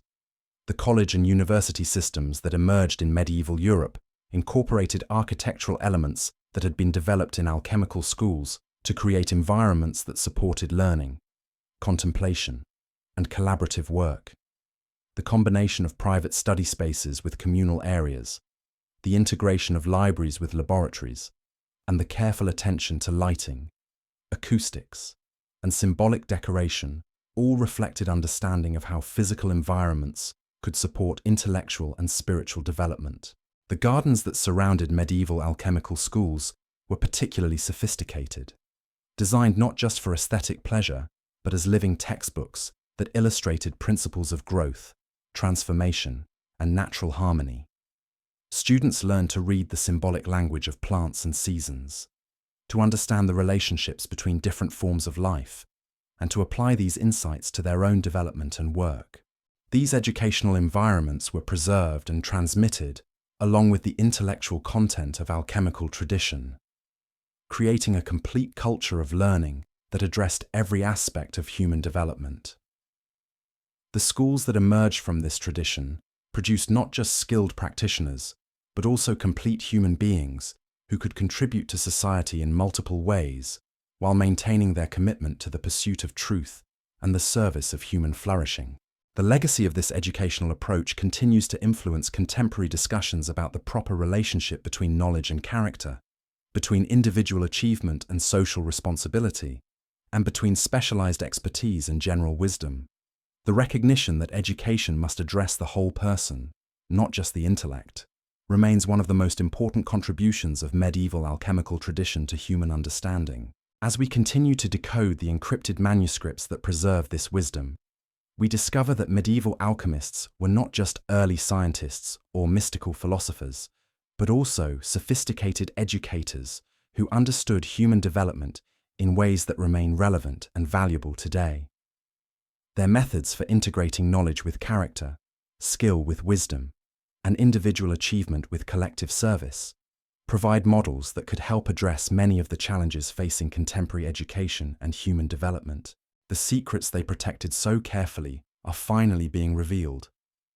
But perhaps the most important secret was not any particular formula or technique, but the understanding that true education must serve the whole person and the whole human community. This wisdom, preserved through centuries of careful transmission and protection, offers insights that could help create more effective and more humane approaches to learning and development in our own time. The shadows that concealed medieval alchemical knowledge are lifting, but the light they reveal illuminates not just ancient discoveries, but also timeless principles of human excellence that remain as relevant today as they were 1,000 years ago. In learning to decode their encrypted texts, we are not just recovering lost knowledge, but also rediscovering wisdom about human potential that our own era desperately needs. The most terrifying aspect of medieval alchemical knowledge wasn't what they created in their laboratories, but what they discovered about the fundamental nature of reality itself. Deep within their most encrypted manuscripts lay theories that challenged every assumption about the physical world. Ideas so radical that even today, modern science struggles to accept their implications. These weren't the naive fantasies of primitive minds, but sophisticated theoretical frameworks that anticipated discoveries that wouldn't be officially recognized for another 700 years. Medieval alchemists had developed what they called the doctrine of correspondences, a comprehensive theory that described reality as an interconnected web, where changes at one level automatically produced effects at all other levels. They believed that the same forces that governed the transformation of metals in their crucibles also controlled the movement of planets, the growth of plants, the functioning of the human body, and the evolution of consciousness itself. This wasn't mere philosophical speculation. Their manuscripts contain detailed experimental observations that document correlations between celestial movements and chemical reactions, between musical harmonies and crystalline structures, between geometric patterns and biological growth. They had discovered what modern physicists are only beginning to understand, that the universe operates according to principles of resonance and correspondence that connect seemingly unrelated phenomena in ways that defy conventional understanding. The implications of this discovery were staggering. If the alchemists were correct, then human consciousness wasn't separate from the physical world, but intimately connected to it through invisible threads of influence that could be studied, mapped, and manipulated. This meant that mental states could directly affect physical processes, that focused intention could alter the outcome of chemical reactions, and that properly trained individuals could influence matter itself through the power of directed awareness. The manuscripts that document these experiments read like reports from a parallel universe where the laws of physics operate according to different principles. They describe procedures where the mental state of the practitioner was as important as the physical materials being used, where the timing of operations had to be coordinated with astronomical events, and where the success of transformations depended on factors that conventional science would dismiss as impossible. Modern researchers who have attempted to replicate these procedures report results that challenge fundamental assumptions about the relationship between mind and matter. Some describe chemical reactions that seem to respond to mental intention in ways that violate known physical laws. Others report crystallization patterns that appear to be influenced by the consciousness of the observer. A few claim to have achieved actual transmutation of elements using methods that should be theoretically impossible. These reports are dismissed by mainstream science as experimental error, self-deception, or outright fraud. But the consistency of the accounts, combined with the sophisticated theoretical framework that medieval alchemists developed to explain such phenomena, suggests that something genuinely anomalous may be occurring. The possibility that consciousness and matter interact in ways that conventional physics doesn't recognize remains one of the most controversial aspects of alchemical research.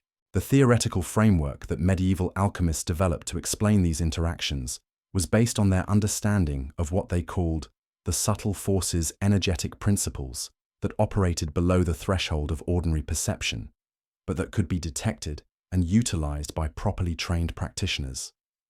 These forces were described as neither purely physical nor purely mental, but as something that bridged the gap between consciousness and matter. The study of subtle forces required the development of perceptual abilities that went far beyond ordinary sensory awareness. Alchemists learned to detect energetic patterns that were invisible to normal sight, to sense rhythms and resonances that couldn't be heard with physical ears, and to feel the presence of forces that left no trace on conventional instruments. This enhanced perception was achieved through years of training that combined meditation practices with direct experimental work. The techniques they developed for cultivating these abilities were remarkably sophisticated. They created specific environments that amplified subtle energetic effects, designed exercises that gradually expanded sensory sensitivity, and developed methods for maintaining heightened awareness while conducting complex laboratory procedures. These training methods were preserved in manuscripts that read like instruction manuals for developing superhuman abilities. Modern practitioners who have attempted to follow these training protocols report extraordinary experiences that suggest medieval alchemists may have accessed genuine forms of enhanced perception.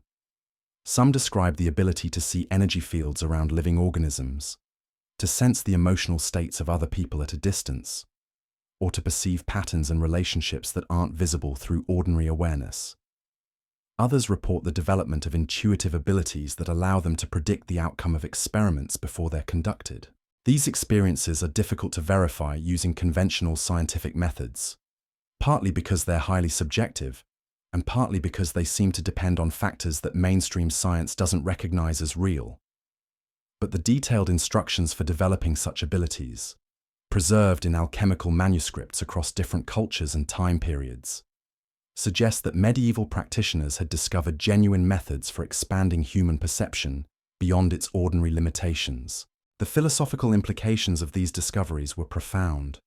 If human consciousness could indeed perceive and influence subtle energetic forces, then the mechanistic worldview that dominated medieval thought was fundamentally incomplete. Reality wasn't just a collection of separate objects governed by external laws, but a living, interconnected system where consciousness played an active role in shaping physical events. This understanding led medieval alchemists to develop what they called the Great Theory, a comprehensive explanation of reality that integrated their experimental observations with their philosophical insights. According to this theory, the universe was a vast, living organism where every part was connected to every other part through invisible networks of influence and correspondence. Consciousness wasn't a byproduct of material processes, but a fundamental force that participated directly in the creation and transformation of physical reality. The Great Theory provided a framework for understanding phenomena that conventional science couldn't explain. It offered explanations for telepathic communication, precognitive dreams, spontaneous healing, and other anomalous experiences that medieval people regularly encountered, but that didn't fit within accepted theoretical models. Most importantly, it suggested that these phenomena weren't supernatural occurrences, but natural expressions of principles that could be studied and understood through proper investigation. The experimental methods that alchemists developed to test the Great Theory were remarkably sophisticated. They created controlled conditions for studying consciousness-matter interactions, developed measurement techniques for detecting subtle energetic effects, and established protocols for ensuring that their observations were reliable and reproducible. These methods anticipated many of the approaches that modern parapsychological researchers would develop centuries later.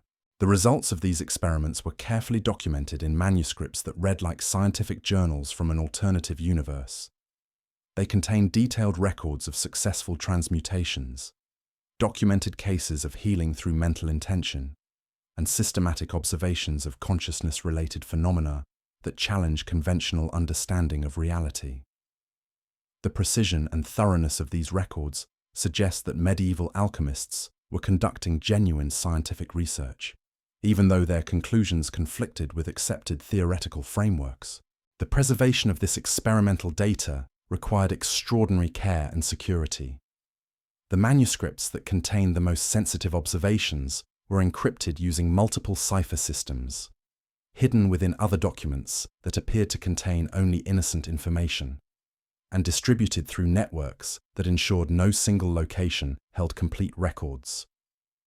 This elaborate security system was necessary because the implications of the experimental results were so radical that they posed a direct threat to both religious and secular authority. Church leaders recognized that if consciousness could directly influence physical reality, then the role of institutional religion as the exclusive mediator between humanity and the divine would be fundamentally undermined.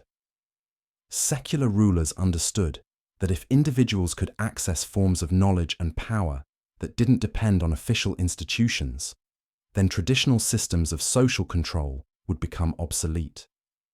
The very existence of the Great Theory represented a challenge to every established form of authority in medieval society. The response to this threat was swift and comprehensive. Alchemical laboratories were raided, manuscripts were confiscated and burned, and practitioners were subjected to interrogation and persecution. But the knowledge itself proved impossible to destroy completely.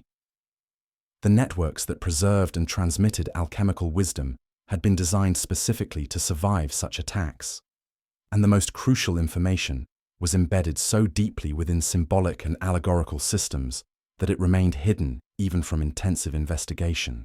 The survival of this knowledge through centuries of persecution demonstrates the extraordinary commitment of medieval alchemists to preserving their discoveries for future generations. They understood that the principles they had uncovered were too important to be lost, even if the world wasn't yet ready to accept their implications. They created preservation systems that could maintain the integrity of their theoretical framework across centuries of cultural change and intellectual evolution.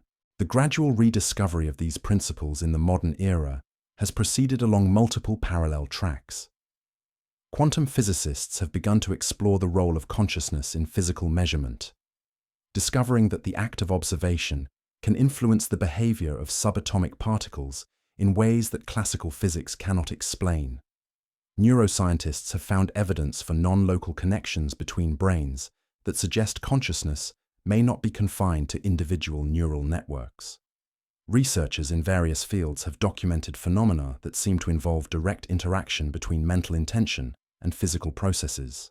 These modern discoveries are slowly converging on conclusions that medieval alchemists reached centuries ago through their own experimental investigations. The recognition that consciousness and matter are intimately connected, that reality operates according to principles of correspondence and resonance, and that human beings possess latent abilities that extend far beyond ordinary perception. All of these insights were central to medieval alchemical theory, long before they appeared in contemporary scientific literature. The manuscripts that preserve this ancient wisdom continue to yield new insights as decryption techniques become more sophisticated. Each decoded text reveals additional details about the theoretical framework that medieval alchemists developed, the experimental methods they used to test their hypotheses, and the practical applications they discovered for their principles. These revelations are gradually forcing a reassessment of medieval intellectual achievement and its relevance to contemporary understanding. The integration of medieval alchemical insights with modern scientific knowledge remains a challenging and controversial process. The theoretical frameworks developed by medieval practitioners often conflict with accepted scientific paradigms in ways that require fundamental revisions of basic assumptions about the nature of reality. The experimental methods they used frequently involve factors that mainstream science doesn't recognize as legitimate variables. The practical applications they describe sometimes produce effects that shouldn't be possible according to conventional physical laws. Yet the consistency and sophistication of medieval alchemical theory, combined with the growing body of modern research that supports similar conclusions, suggests that these ancient insights may represent genuine discoveries about the fundamental nature of reality. The possibility that medieval alchemists successfully investigated aspects of existence that contemporary science is only beginning to explore remains one of the most intriguing implications of their encrypted manuscripts. The practical applications of these theoretical insights were perhaps even more remarkable than the theories themselves. Medieval alchemists didn't just develop abstract philosophical frameworks, they created working technologies that utilize their understanding of consciousness, matter interactions to achieve specific practical results. Their laboratories contain devices that modern engineers struggle to understand, implements that seem to violate known physical principles, and procedures that produced effects that conventional science insists should be impossible. Among the most extraordinary of these technologies were the apparatus they called resonance chambers, specially designed spaces that could amplify subtle energetic effects and facilitate direct interaction between consciousness and matter. These chambers were constructed according to precise geometric specifications that took into account acoustic properties, electromagnetic fields, and what alchemists described as etheric currents that couldn't be detected by conventional instruments. The manuscripts that describe these chambers contain detailed architectural plans that reveal an understanding of physics that was centuries ahead of its time. The calculations involved in determining the optimal dimensions, proportions, and orientations of these spaces required mathematical knowledge that supposedly didn't exist in medieval Europe. The materials specified for construction included substances that were incredibly difficult to obtain and prepare, suggesting that extensive international trade networks were necessary to support this technology. Modern attempts to reconstruct these chambers, based on the surviving plans, have produced structures that exhibit unusual properties that mainstream physics struggles to explain. Some researchers report that electromagnetic fields behave differently within these spaces, that crystal oscillations are amplified beyond theoretical limits, and that human consciousness seems to be enhanced in ways that facilitate anomalous phenomena.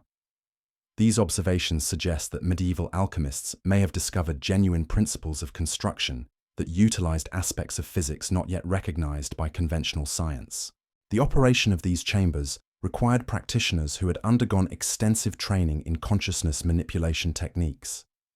The manuscripts describe complex procedures for preparing the mind and body to interact effectively with the amplified energetic environment.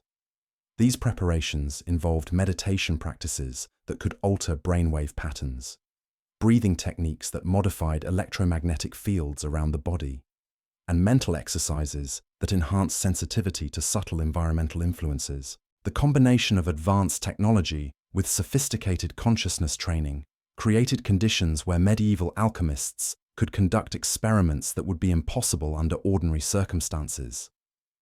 They could study the direct effects of mental intention on physical processes, investigate the relationship between consciousness and matter under controlled conditions, and develop practical applications for their theoretical insights about the fundamental nature of reality.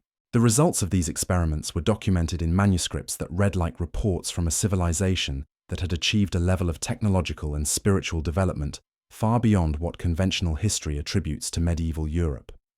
These texts describe successful transmutation of elements, creation of substances with properties that shouldn't exist according to known physical laws, and achievement of what can only be described as technological miracles. The authentication of these reports remains one of the most challenging aspects of medieval alchemical research.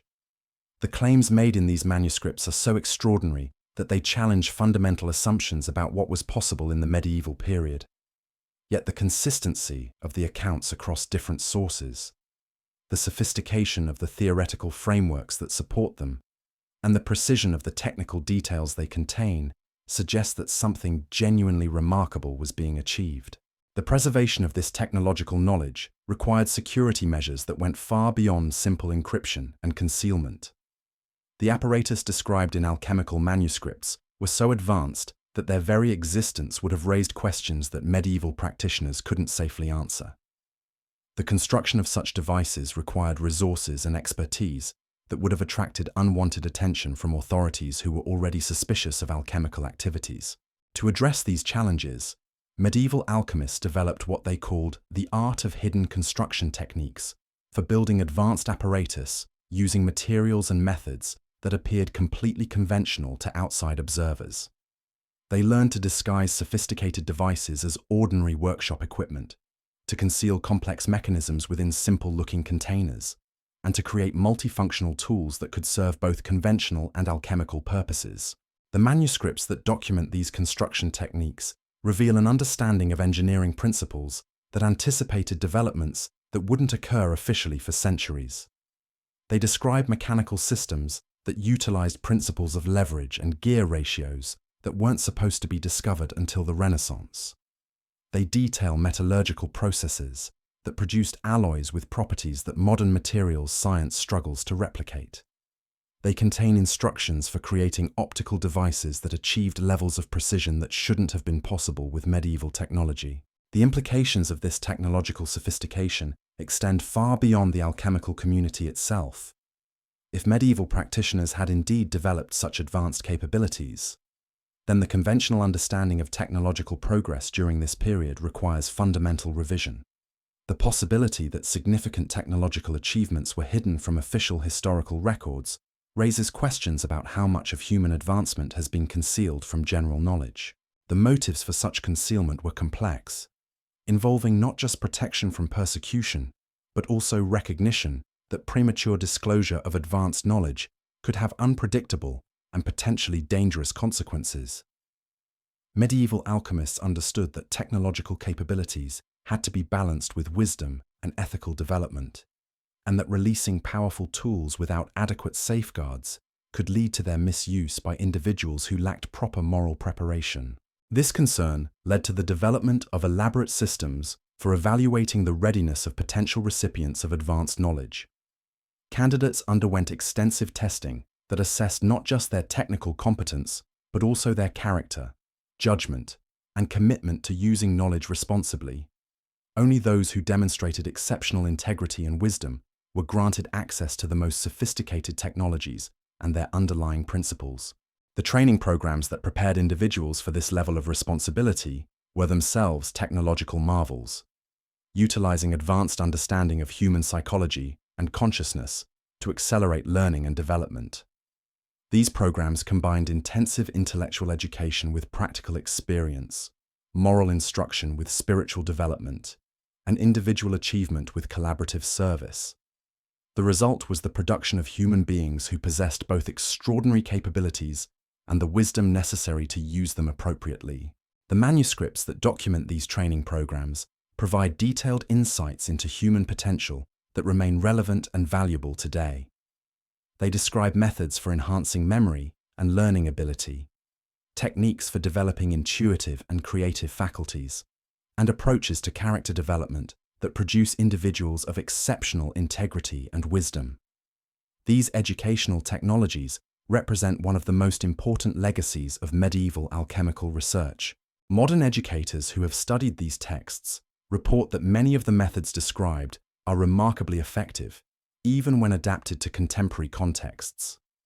The emphasis on holistic development, the integration of theoretical knowledge with practical application, and the recognition that true expertise requires both technical competence and ethical maturity continue to produce exceptional results in educational settings that apply these principles. The influence of medieval alchemical educational methods can be traced through the development of European universities, guild training systems, and apprenticeship traditions that preserved and transmitted specialized knowledge across generations.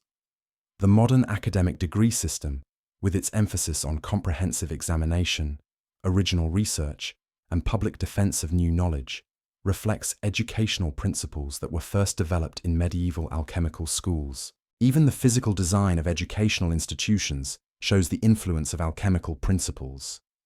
The architectural features that characterize traditional universities, the combination of individual study spaces with communal areas, the integration of libraries with laboratories, the careful attention to lighting and acoustics, all reflect understanding of how physical environments can support intellectual and spiritual development. The gardens and courtyards that surrounded medieval alchemical schools were particularly sophisticated, designed not just for aesthetic pleasure, but as living laboratories that illustrated principles of growth, transformation, and natural harmony. Students learned to read the symbolic language of plants and seasons, to understand the relationships between different forms of life, and to apply these insights to their own development and research. These educational environments were preserved and transmitted along with the intellectual content of alchemical tradition, creating complete cultures of learning that addressed every aspect of human development. The institutions that emerged from this tradition produced not just skilled practitioners, but also wise human beings who could contribute to society while maintaining their commitment to the pursuit of truth and the service of human flourishing. The legacy of this comprehensive approach to education continues to influence contemporary discussions about the proper relationship between knowledge and character, between individual achievement and social responsibility, and between specialized expertise and general wisdom. The recognition that education must address the whole person, not just the intellect, remains one of the most important contributions of medieval alchemical tradition to human understanding. As modern researchers continue to decode the encrypted manuscripts that preserve this wisdom, they discover that medieval alchemists were not just early scientists or mystical philosophers, but also sophisticated educators who understood human development in ways that remain relevant and valuable today. Their methods for integrating knowledge with character, skill with wisdom, and individual achievement with collective service provide models that could help address many of the challenges facing contemporary education and human development. The secrets they protected so carefully are finally being revealed. But perhaps the most important secret was not any particular formula or technique, but the understanding that true knowledge must serve the whole person and the whole human community. This wisdom, preserved through centuries of careful transmission and protection, offers insights that could help create more effective and more humane approaches to learning and development in our own time. The technological achievements of medieval alchemists were matched by their discoveries in what they called the science of correspondences, systematic investigation of the hidden connections that linked all levels of reality.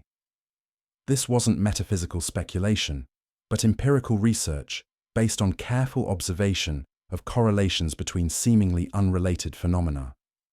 They documented relationships between planetary movements and chemical reactions, between musical harmonies and crystalline structures, between geometric patterns and biological processes. These correlations formed the basis for practical technologies that utilized natural resonances to achieve specific effects. Alchemists learned to time their operations according to celestial cycles, to use sound frequencies to influence chemical processes, and to employ geometric forms to direct and amplify subtle energies. The precision of these techniques required mathematical knowledge that supposedly didn't exist in medieval Europe. Yet the surviving manuscripts contain calculations that anticipate developments in physics and mathematics that wouldn't occur officially for centuries. The preservation of this knowledge through the medieval period required networks of extraordinary sophistication and dedication. The practitioners who maintained these traditions understood that they were guardians of wisdom that belonged to all humanity, temporary custodians of truths that would eventually benefit everyone, but that had to be carefully protected until the world was ready to receive them. Their success in preserving this knowledge through centuries of persecution and cultural upheaval represents one of the most remarkable achievements in the history of human civilization. The shadows that concealed medieval alchemical wisdom are finally lifting, revealing a world of intellectual achievement and spiritual insight that challenges every assumption about the capabilities of our ancestors. As we continue to decode their encrypted manuscripts and understand their secret methods, we discover not just lost knowledge, but also timeless principles of human excellence that remain as relevant today as they were 1,000 years ago. The true treasure hidden in their coded texts wasn't gold or eternal life, but wisdom about the nature of reality and human potential that could transform our understanding of what it means to be alive in this extraordinary universe. The true scope of medieval alchemical achievement becomes clear when we examine their most closely guarded secret, the systematic study of what they called the living metals. These weren't the crude substances that conventional metallurgy worked with, but materials that had been transformed through processes so sophisticated that modern science still struggles to understand them. The manuscripts that describe these transformations read like instructions for manipulating matter at levels that shouldn't have been accessible to medieval technology. These living metals weren't just purer versions of ordinary substances, they were materials that exhibited properties that defied known physical laws. Some conducted energy in ways that seemed to amplify input rather than dissipate it. Others displayed what can only be described as responsive behavior, changing their characteristics based on the intentions of whoever handled them. The most advanced specimens were said to possess a form of memory, retaining information about their previous states and the conditions under which they had been created. The process of creating these materials required more than chemical knowledge. It demanded an understanding of consciousness that wouldn't be matched by conventional psychology for centuries. Alchemists discovered that the mental state of the practitioner directly influenced the outcome of metallurgical processes. A distracted mind produced inferior results. Focused intention enhanced the desired transformations. Most remarkably, emotional states seem to be permanently embedded within the molecular structure of the finished materials. This discovery led to the development of what they called empathic metallurgy techniques for creating substances that could detect and respond to human emotions. These weren't crude mood rings or simple temperature-sensitive materials, but sophisticated compounds that could differentiate between subtle emotional states and react accordingly. The applications were extraordinary tools that could enhance the user's natural abilities, containers that could preserve not just physical substances, but also the emotional states associated with them, and instruments that could facilitate communication between minds. The manuscripts that document these techniques are among the most carefully encrypted of all alchemical texts. They describe processes that required precise timing, specific environmental conditions, and practitioners who had undergone years of training in consciousness manipulation. The ingredients themselves were often coded. What appeared to be references to common minerals were actually instructions for creating exotic compounds that existed nowhere in nature. Modern attempts to decode these formulas have produced partial successes that hint at the sophistication of medieval alchemical metallurgy. Researchers have created materials with unusual electromagnetic properties, alloys that seem to violate conservation of energy principles, and compounds that exhibit behavior that mainstream physics insists should be impossible. These results suggest that medieval alchemists had discovered genuine principles of materials science that contemporary technology is only beginning to rediscover. The theoretical framework that supported these discoveries was based on their understanding of what they called the doctrine of metallic souls. According to this theory, all materials possessed a form of consciousness that could be awakened and directed through proper treatment. This wasn't anthropomorphic projection, but empirical observation metals that had been processed using alchemical techniques displayed characteristics that seemed to indicate awareness, responsiveness, and even intention. The implications of this discovery extended far beyond metallurgy into every aspect of medieval alchemical practice. If materials possessed consciousness, then the boundary between subject and object, between observer and observed, became meaningless. The laboratory became a space of collaboration between human awareness and material intelligence, where the outcome of experiments depended as much on the relationship between practitioner and substance as on technical procedures. This collaborative approach to research produced results that were impossible to achieve through conventional methods. Alchemists learned to communicate directly with the materials they worked with, receiving guidance about optimal procedures, warnings about potential dangers, and insights into hidden properties that couldn't be discovered through external analysis. The laboratory notebooks that document these interactions read like conversations between human researchers and intelligent substances. The development of communication protocols for interacting with material consciousness was one of the most sophisticated achievements of medieval alchemy.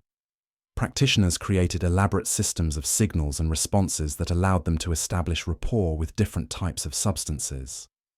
They learned to recognize the unique signatures that characterized various materials, to interpret the subtle changes that indicated shifts in their states of awareness, and to respond appropriately to maintain productive working relationships.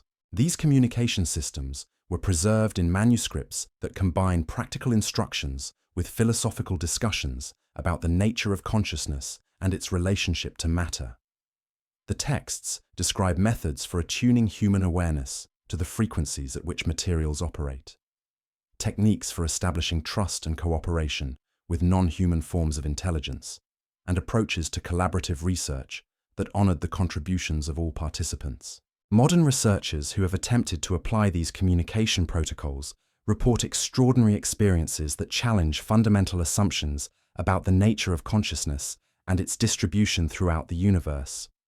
Some describe the sensation of receiving information directly from materials they were working with, as if the substances were actively participating in the research process. Others report changes in their own awareness that seem to result from prolonged interaction with alchemically processed materials.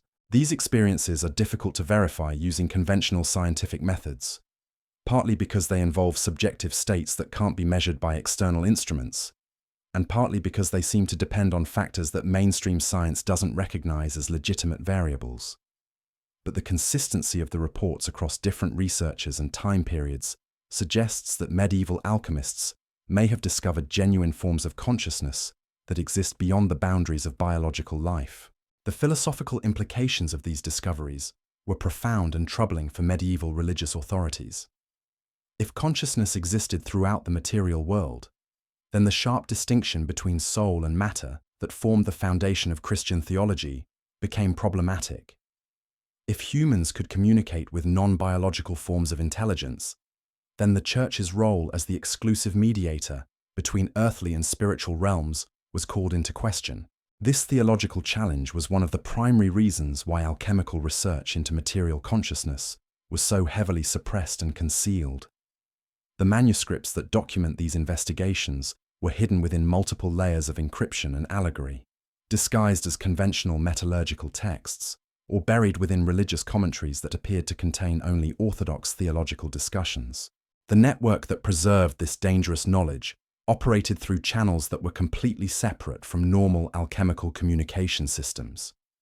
Practitioners who specialized in consciousness research maintained their own codes, their own meeting places, and their own methods of authentication that ensured no unauthorized individuals could access their discoveries. The security measures surrounding this work were so comprehensive that historians are still uncovering evidence of research programs that remained hidden for centuries. The practical applications of material consciousness research extended into every aspect of medieval life, though always in forms that appeared completely conventional to outside observers. Tools and instruments created using these techniques performed better than their conventional counterparts, but in ways that could be attributed to superior craftsmanship rather than anomalous properties. Buildings constructed according to consciousness-based principles were more comfortable and durable, but their advantages were explained through conventional architectural theories. The most remarkable applications involved what alchemists called living architecture structures that could adapt to the needs of their inhabitants, respond to changing environmental conditions, and even participate in the intellectual and spiritual development of those who lived within them. These buildings weren't constructed from ordinary materials, but from substances that had been processed to enhance their natural consciousness and responsiveness. The manuscripts that describe these architectural techniques contain detailed plans for creating structures that functioned as partners in human development, rather than passive containers. The calculations involved in determining optimal proportions, orientations, and material compositions required understanding of principles that combined engineering with psychology in ways that wouldn't be officially recognized for centuries. Modern architects who have studied these texts report that buildings constructed according to alchemical principles exhibit properties that seem to enhance the well-being and creativity of their occupants. Some describe structures that seem to regulate their own temperature and humidity without mechanical systems. Buildings that enhance acoustic properties in ways that facilitate communication and learning. And spaces that somehow promote mental clarity and emotional balance in those who spend time within them. These effects are difficult to measure using conventional instruments, but they're consistently reported by people who live and work in structures that incorporate alchemical design principles. The possibility that medieval architects had discovered genuine methods for creating responsive environments represents one of the most intriguing applications of consciousness-based technology. The preservation of architectural knowledge required different security measures than those used for protecting laboratory techniques. Buildings couldn't be hidden or encrypted, they existed in plain sight and had to function as conventional structures while concealing their more advanced capabilities. This challenge led to the development of what alchemists called the art of hidden function methods for incorporating sophisticated technologies within apparently ordinary constructions. The techniques they developed for disguising advanced capabilities were remarkably sophisticated. They learned to create structures that appeared to follow conventional design principles while actually incorporating features that utilized consciousness-based technologies. They developed methods for concealing complex mechanisms within simple-looking architectural elements. And they created buildings that could serve multiple functions simultaneously without revealing their full capabilities to casual observers. The manuscripts that document these concealment techniques reveal an understanding of human perception and psychology that anticipated developments in cognitive science by centuries. Alchemists learned to design structures that would be interpreted as conventional by people who weren't looking for hidden features, while simultaneously providing clear signals to initiated observers who knew what to look for. This dual-function approach to architecture created buildings that could serve as meeting places, research facilities, and storage sites for the alchemical community, while maintaining their cover as ordinary religious, commercial, or residential structures. Many of these buildings still exist today, their true nature concealed beneath layers of conventional interpretation that have accumulated over centuries of use by people who never suspected their hidden capabilities. The network of consciousness-based architecture that medieval alchemists created across Europe formed a kind of infrastructure for their hidden community. These buildings were connected not just by the roads and waterways that linked medieval cities, but by subtler forms of communication that operated through the enhanced materials from which they were constructed. Information could be transmitted across vast distances through channels that left no trace detectable by conventional observation. This communication network allowed the alchemical community to coordinate activities, share discoveries, and respond to threats with a speed and efficiency that seemed impossible given the limitations of medieval transportation and communication technology. Messages could travel from one end of Europe to the other in days rather than weeks. Warnings could be disseminated instantly to all relevant parties, and complex collaborative projects could be managed across multiple locations simultaneously. The technical principles that made this communication network possible were based on alchemical understanding of resonance and correspondence that utilized properties of consciousness-enhanced materials. The network operated through harmonic frequencies that were undetectable by ordinary instruments, but could be perceived and utilized by properly trained practitioners. The messages themselves were encoded not just in symbols and words, but in energetic patterns that carried multiple layers of meaning simultaneously. Modern researchers who have attempted to detect traces of this communication network report anomalous electromagnetic phenomena in locations where alchemical buildings are known to have existed. Some describe unusual resonance patterns that seem to connect distant sites, subtle energy flows that appear to follow routes that correspond to medieval alchemical networks, and electromagnetic signatures that suggest the presence of materials with properties not found in conventional construction.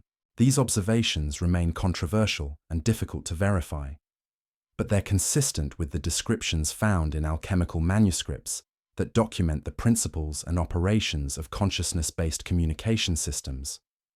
The possibility that medieval practitioners had developed genuine technologies for instantaneous long-distance communication represents one of the most remarkable aspects of their hidden achievements. The social implications of these technological capabilities were enormous.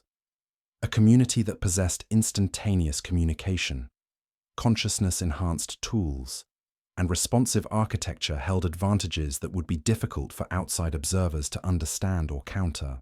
This technological superiority may explain how the alchemical community was able to survive centuries of persecution while continuing to conduct advanced research and maintain complex international networks. The manuscripts that document these social applications of alchemical technology describe a parallel civilization that existed within medieval Europe, but operated according to principles that were completely different from those that governed conventional society. This hidden community had its own methods of education, its own systems of governance, and its own approaches to economic organization that utilized consciousness-based technologies to achieve levels of efficiency and cooperation that seemed impossible under ordinary circumstances. The educational systems developed by this hidden community were particularly sophisticated, utilizing consciousness-enhanced environments and materials to accelerate learning and development far beyond what was possible through conventional methods. Students could absorb information directly from specially prepared substances, develop enhanced memory and analytical abilities through interaction with responsive materials, and achieve levels of intellectual and spiritual development that would have appeared miraculous to outside observers.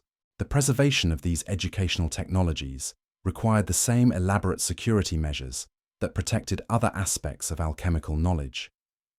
The techniques for creating consciousness-enhanced learning environments were hidden within architectural plans that appeared to show only conventional educational facilities. The methods for preparing materials that could facilitate direct knowledge transfer were encoded within metallurgical texts that seemed to contain only standard craft information. The success of these concealment efforts can be measured by the fact that historians are only now beginning to recognize the sophistication of medieval educational achievements. The rapid intellectual development that characterized certain individuals and institutions during the medieval period may have resulted not just from exceptional natural ability, but from access to educational technologies that remained hidden from historical scrutiny. The medical applications of consciousness-based materials represented another area where alchemical research produced results that seemed impossible according to conventional understanding. Practitioners discovered that substances processed using consciousness enhancement techniques could interact directly with the human energy system in ways that promoted healing, enhanced vitality, and even extended lifespan far beyond normal expectations. These medical applications weren't based on crude pharmaceutical approaches, but on sophisticated understanding of the relationship between consciousness, energy, and physical health. Alchemists learned to create preparations that could address not just physical symptoms, but also the underlying energetic imbalances that cause disease.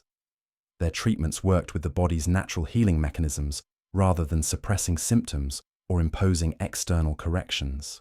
The manuscripts that document these medical techniques describe healing modalities that combined consciousness-enhanced materials with specific environmental conditions, precise timing based on natural cycles, and therapeutic relationships between practitioner and patient.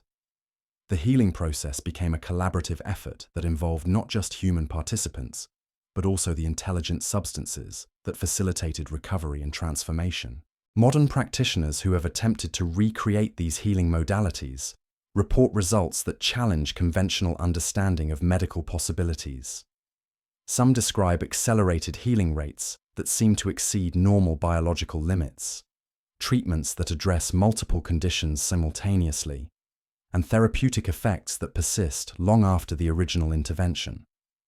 These results suggest that medieval alchemists may have developed genuine medical technologies that operated according to principles not yet recognized by conventional medicine. The preservation of medical knowledge required particularly careful security measures because healing practices were closely monitored by both religious and secular authorities. Successful treatments that couldn't be explained through accepted medical theories raised questions about the methods being used and the knowledge base that supported them. Practitioners had to develop ways of achieving remarkable results while maintaining the appearance of using only conventional approaches. This challenge led to the creation of what alchemists called invisible medicine therapeutic approaches that produced dramatic healing effects while leaving no trace of the actual methods being employed. Patients experienced remarkable recoveries, but the treatments appeared to involve only standard herbal preparations, conventional dietary recommendations, and ordinary supportive care. The techniques they developed for concealing advanced medical interventions were remarkably sophisticated. They learned to embed consciousness-enhanced substances within ordinary preparations in ways that couldn't be detected by chemical analysis. They developed methods for delivering energetic treatments through seemingly conventional physical therapies. They created therapeutic environments that appeared to be simple healing spaces, while actually incorporating consciousness-based technologies that facilitated recovery. The success of these concealment methods can be measured by the fact that medieval alchemical medicine has been largely overlooked by medical historians, who have focused on the documented herbal and surgical practices while missing the more sophisticated therapeutic approaches that operated invisibly alongside conventional treatments. The possibility that significant medical advances were hidden from historical record raises important questions about the true state of medieval healthcare and its relationship to contemporary medical knowledge. The integration of consciousness-based technologies into every aspect of medieval alchemical practice created a complete alternative civilization that existed parallel to the conventional medieval world. This hidden society had its own science, its own technology, its own medicine, and its own understanding of human potential that was centuries ahead of its time. The preservation of this knowledge through periods of intense persecution represents one of the most remarkable achievements in the history of human civilization. The manuscripts that document this alternative civilization continue to yield new insights as decryption techniques become more sophisticated and our understanding of consciousness-matter interactions expands. Each decoded text reveals additional details about the theoretical frameworks, practical methods, and technological capabilities that medieval alchemists developed through centuries of careful research and experimentation. The implications of these discoveries extend far beyond historical curiosity into questions about the true nature of human potential and the possibilities that remain hidden within conventional understanding of reality. The recognition that medieval practitioners may have achieved levels of technological and spiritual development that exceed contemporary capabilities challenges fundamental assumptions about progress, development, and the relationship between ancient wisdom and modern knowledge. As we continue to decode the encrypted manuscripts that preserve this extraordinary legacy, we discover that the true treasure hidden within alchemical texts wasn't any particular formula or technique, but proof that human consciousness possesses capabilities that remain largely unexplored and unutilized. The shadows that concealed medieval alchemical wisdom are finally lifting, revealing not just lost knowledge, but also timeless truths about the nature of reality and human potential that could transform our understanding of what it means to be alive in this remarkable universe.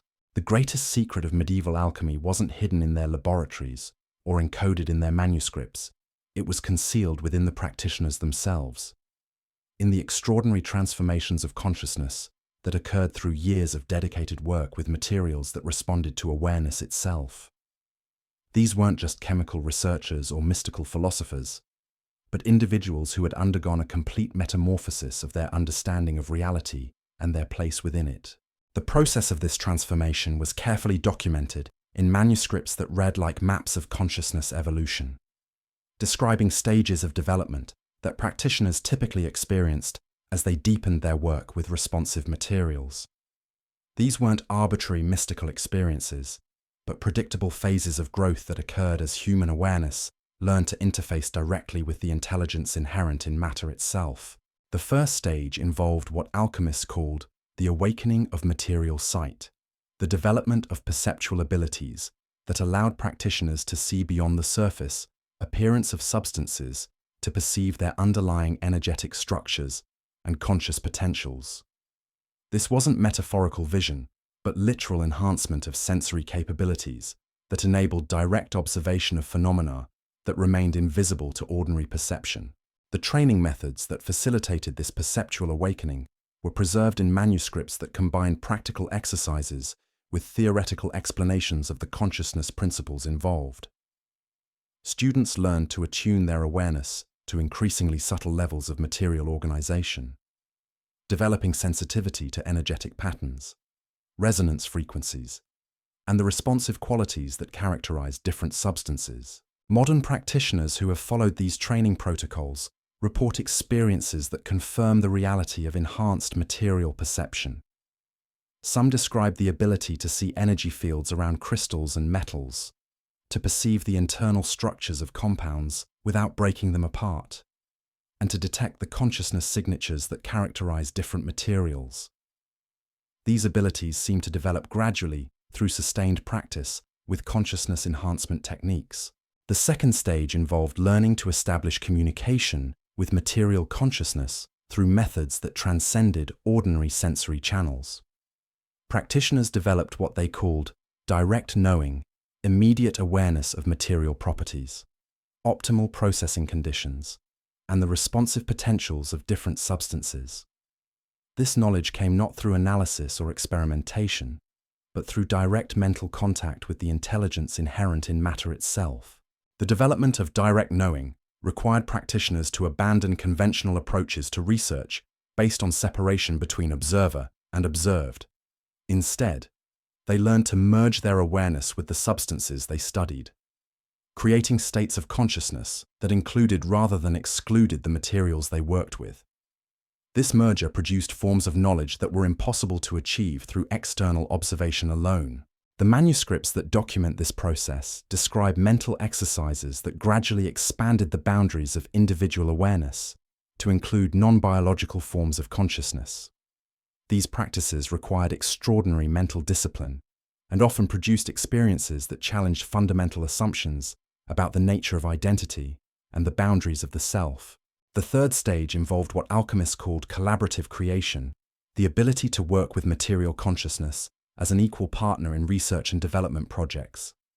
At this level, practitioners no longer imposed their will on passive substances, but engaged in genuine collaboration with intelligent materials that contributed their own insights and capabilities to shared endeavors. This collaborative approach produced results that were impossible to achieve through conventional methods based on human control over inert matter.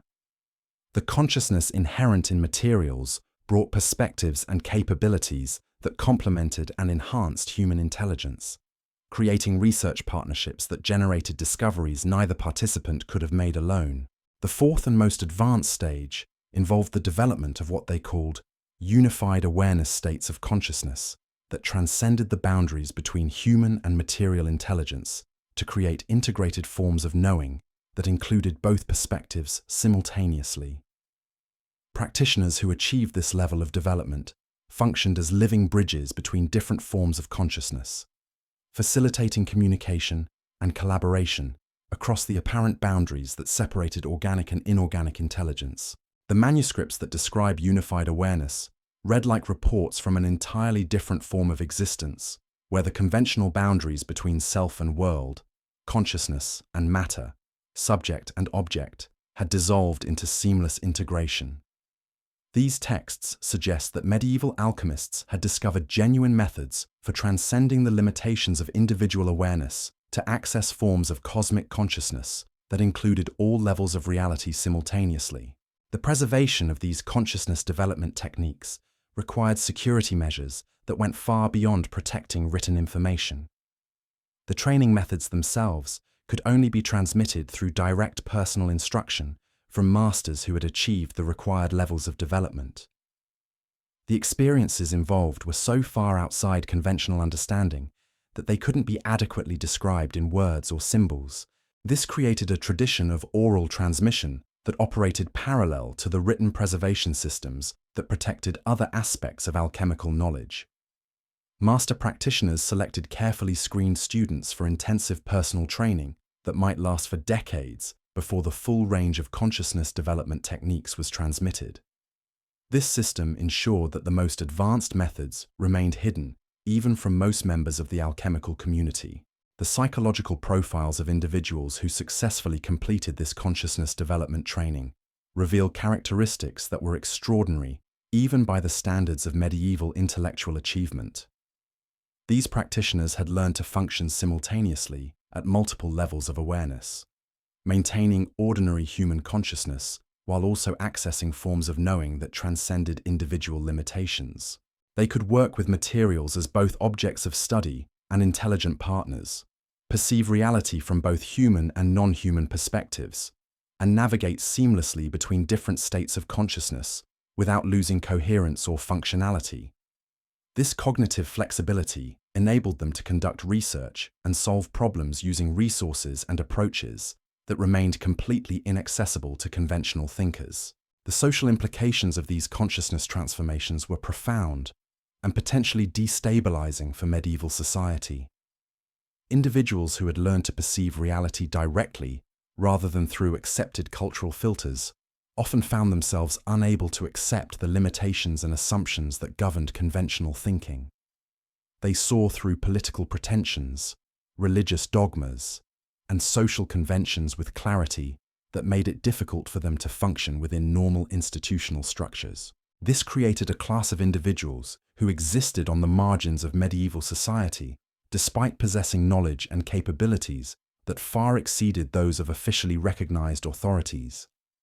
They had to develop elaborate methods for concealing their true understanding while maintaining the appearance of conventional thinking and behavior. This psychological double life required extraordinary discipline and often produced forms of isolation that few people could endure. The manuscripts that document the psychological challenges faced by consciousness-transformed practitioners reveal the personal costs of possessing knowledge that couldn't be shared with the broader community.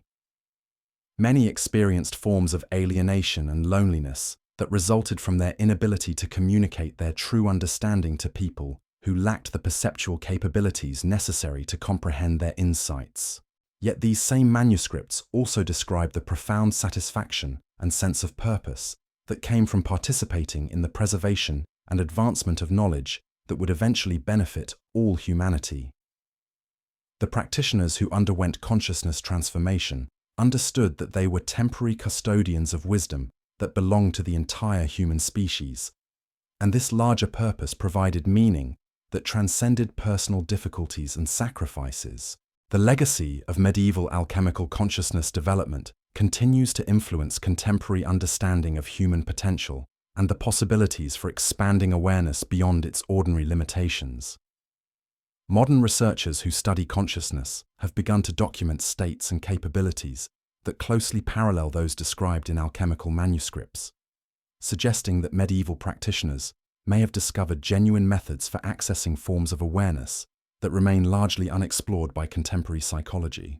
The techniques they developed for expanding consciousness, integrating different levels of awareness, and establishing communication with non-human forms of intelligence provide models that could inform current research into meditation, altered states, and the relationship between consciousness and matter. Their understanding of the stages and challenges involved in consciousness development offers insights that could help contemporary practitioners navigate similar transformative processes.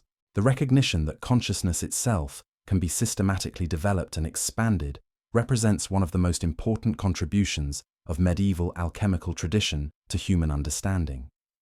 They're proof that awareness is not fixed but malleable, not isolated but capable of connection with other forms of consciousness. Challenges fundamental assumptions about the nature of mind and its relationship to reality. As we continue to decode the manuscripts that preserve this extraordinary legacy of consciousness research, we discover that medieval alchemists were not just preserving ancient wisdom or developing new technologies, but pioneering investigations into the deepest mysteries of existence itself. Their work represents a unique synthesis of practical research with spiritual development that created individuals capable of functioning as bridges between the world of ordinary human experience and realms of reality that remain largely unknown to contemporary science. The shadows that concealed their achievements are finally lifting, revealing a tradition of consciousness exploration that challenges everything we thought we knew about medieval intellectual capabilities and the possibilities for human development. The true secret they protected so carefully wasn't any particular technique or formula, but the recognition that consciousness itself is the key to understanding and transforming reality at its deepest levels. The final transformation that awaited those who mastered the deepest secrets of medieval alchemy was perhaps the most extraordinary of all the development of what they called temporal sight, the ability to perceive events across the boundaries of linear time itself. This wasn't prophecy in the mystical sense, but a systematic expansion of consciousness that allowed practitioners to observe the patterns and connections that linked past, present, and future into a single, comprehensible whole. The manuscripts that document this ultimate achievement describe training methods that pushed human awareness to its absolute limits. Practitioners learned to detach their consciousness from the constraints of sequential experience, developing the ability to perceive reality from a perspective that existed outside the normal flow of time. This wasn't time travel in any physical sense, but a form of awareness that could observe temporal patterns the way ordinary vision perceives spatial relationships. The development of temporal sight required practitioners to work with materials that had been processed, using techniques so advanced that their very existence challenged every assumption about the nature of matter and time. These substances, which alchemists called chronos metals, appeared to retain memories of their entire history while simultaneously existing in multiple temporal states at once. The creation of chronos metals involved processes that modern physics insists should be impossible. Practitioners learned to manipulate the temporal characteristics of materials, creating substances that aged backwards, compounds that existed in multiple time periods simultaneously, and alloys that could transfer information across centuries through mechanisms that defied every known law of causality. The manuscripts that describe these temporal manipulations are written in code so complex that each layer of encryption reveals only partial information, requiring researchers to possess multiple keys before the complete picture emerges. What has been decoded suggests that medieval alchemists had discovered genuine methods for transcending the limitations of linear time, accessing forms of knowledge that existed beyond the reach of sequential experience. Modern attempts to understand these temporal technologies have produced results that challenge fundamental assumptions about the nature of time itself. Some researchers report experiences of accessing information about future events. Others describe the sensation of communicating with practitioners who lived centuries ago, and a few claim to have observed historical events directly through methods that shouldn't be theoretically possible. These experiences remain controversial and difficult to verify, but their consistency across different researchers and their alignment with the theoretical frameworks preserved in alchemical manuscripts suggest that something genuinely anomalous may be occurring. The possibility that consciousness can transcend temporal limitations represents one of the most radical implications of medieval alchemical research. The practical applications of temporal sight were extraordinary and terrifying in equal measure. Practitioners who developed this ability could perceive the long-term consequences of current actions, observe the hidden patterns that connected seemingly unrelated events, and access knowledge that existed in future states of human development. This information allowed them to make decisions and create technologies that were centuries ahead of their time. But perhaps more importantly, temporal sight revealed the ultimate purpose behind all alchemical research: the recognition that consciousness itself was evolving according to patterns that spanned millennia, and that the work being done by medieval practitioners was part of a vast, coordinated effort to facilitate humanity's transformation into something far greater than it had ever been before. The alchemists discovered that they were not isolated researchers pursuing individual goals, but participants in a cosmic process of consciousness evolution that had been unfolding for thousands of years and would continue for thousands more. Their role was to preserve and advance the knowledge necessary for humanity's next stage of development, creating the theoretical foundations and practical technologies that would enable future generations to transcend the limitations that currently defined human existence. This cosmic perspective transformed their understanding of secrecy and concealment. They realized that their knowledge had to be hidden, not just to protect it from persecution, but to ensure that it would be revealed at precisely the right moments to support humanity's evolutionary journey. The elaborate systems of encryption and preservation they developed were designed to function as time-release mechanisms that would make crucial information available exactly when it was needed. The manuscripts they left behind were not just repositories of ancient wisdom, but carefully crafted instruments of transformation that would continue to function across centuries, revealing new layers of meaning as human consciousness became capable of comprehending increasingly sophisticated truths. Each decoded text was designed to prepare readers for the next stage of revelation, creating a progressive educational system that spanned generations. As we stand at the threshold of our own technological and spiritual transformation, the relevance of medieval alchemical wisdom becomes increasingly apparent. The challenges we face, the integration of consciousness with technology, the development of sustainable relationships with our environment, the need to transcend the limitations of individual awareness are precisely the issues that medieval alchemists spent centuries investigating. Their solutions, preserved in manuscripts we are only now learning to decode, offer insights that could help navigate the transition into whatever form of existence awaits human consciousness in the centuries ahead. The recognition that awareness itself is the key to transformation, that matter and consciousness are intimately connected, and that human potential extends far beyond current limitations. These insights represent a legacy that transcends any particular historical period.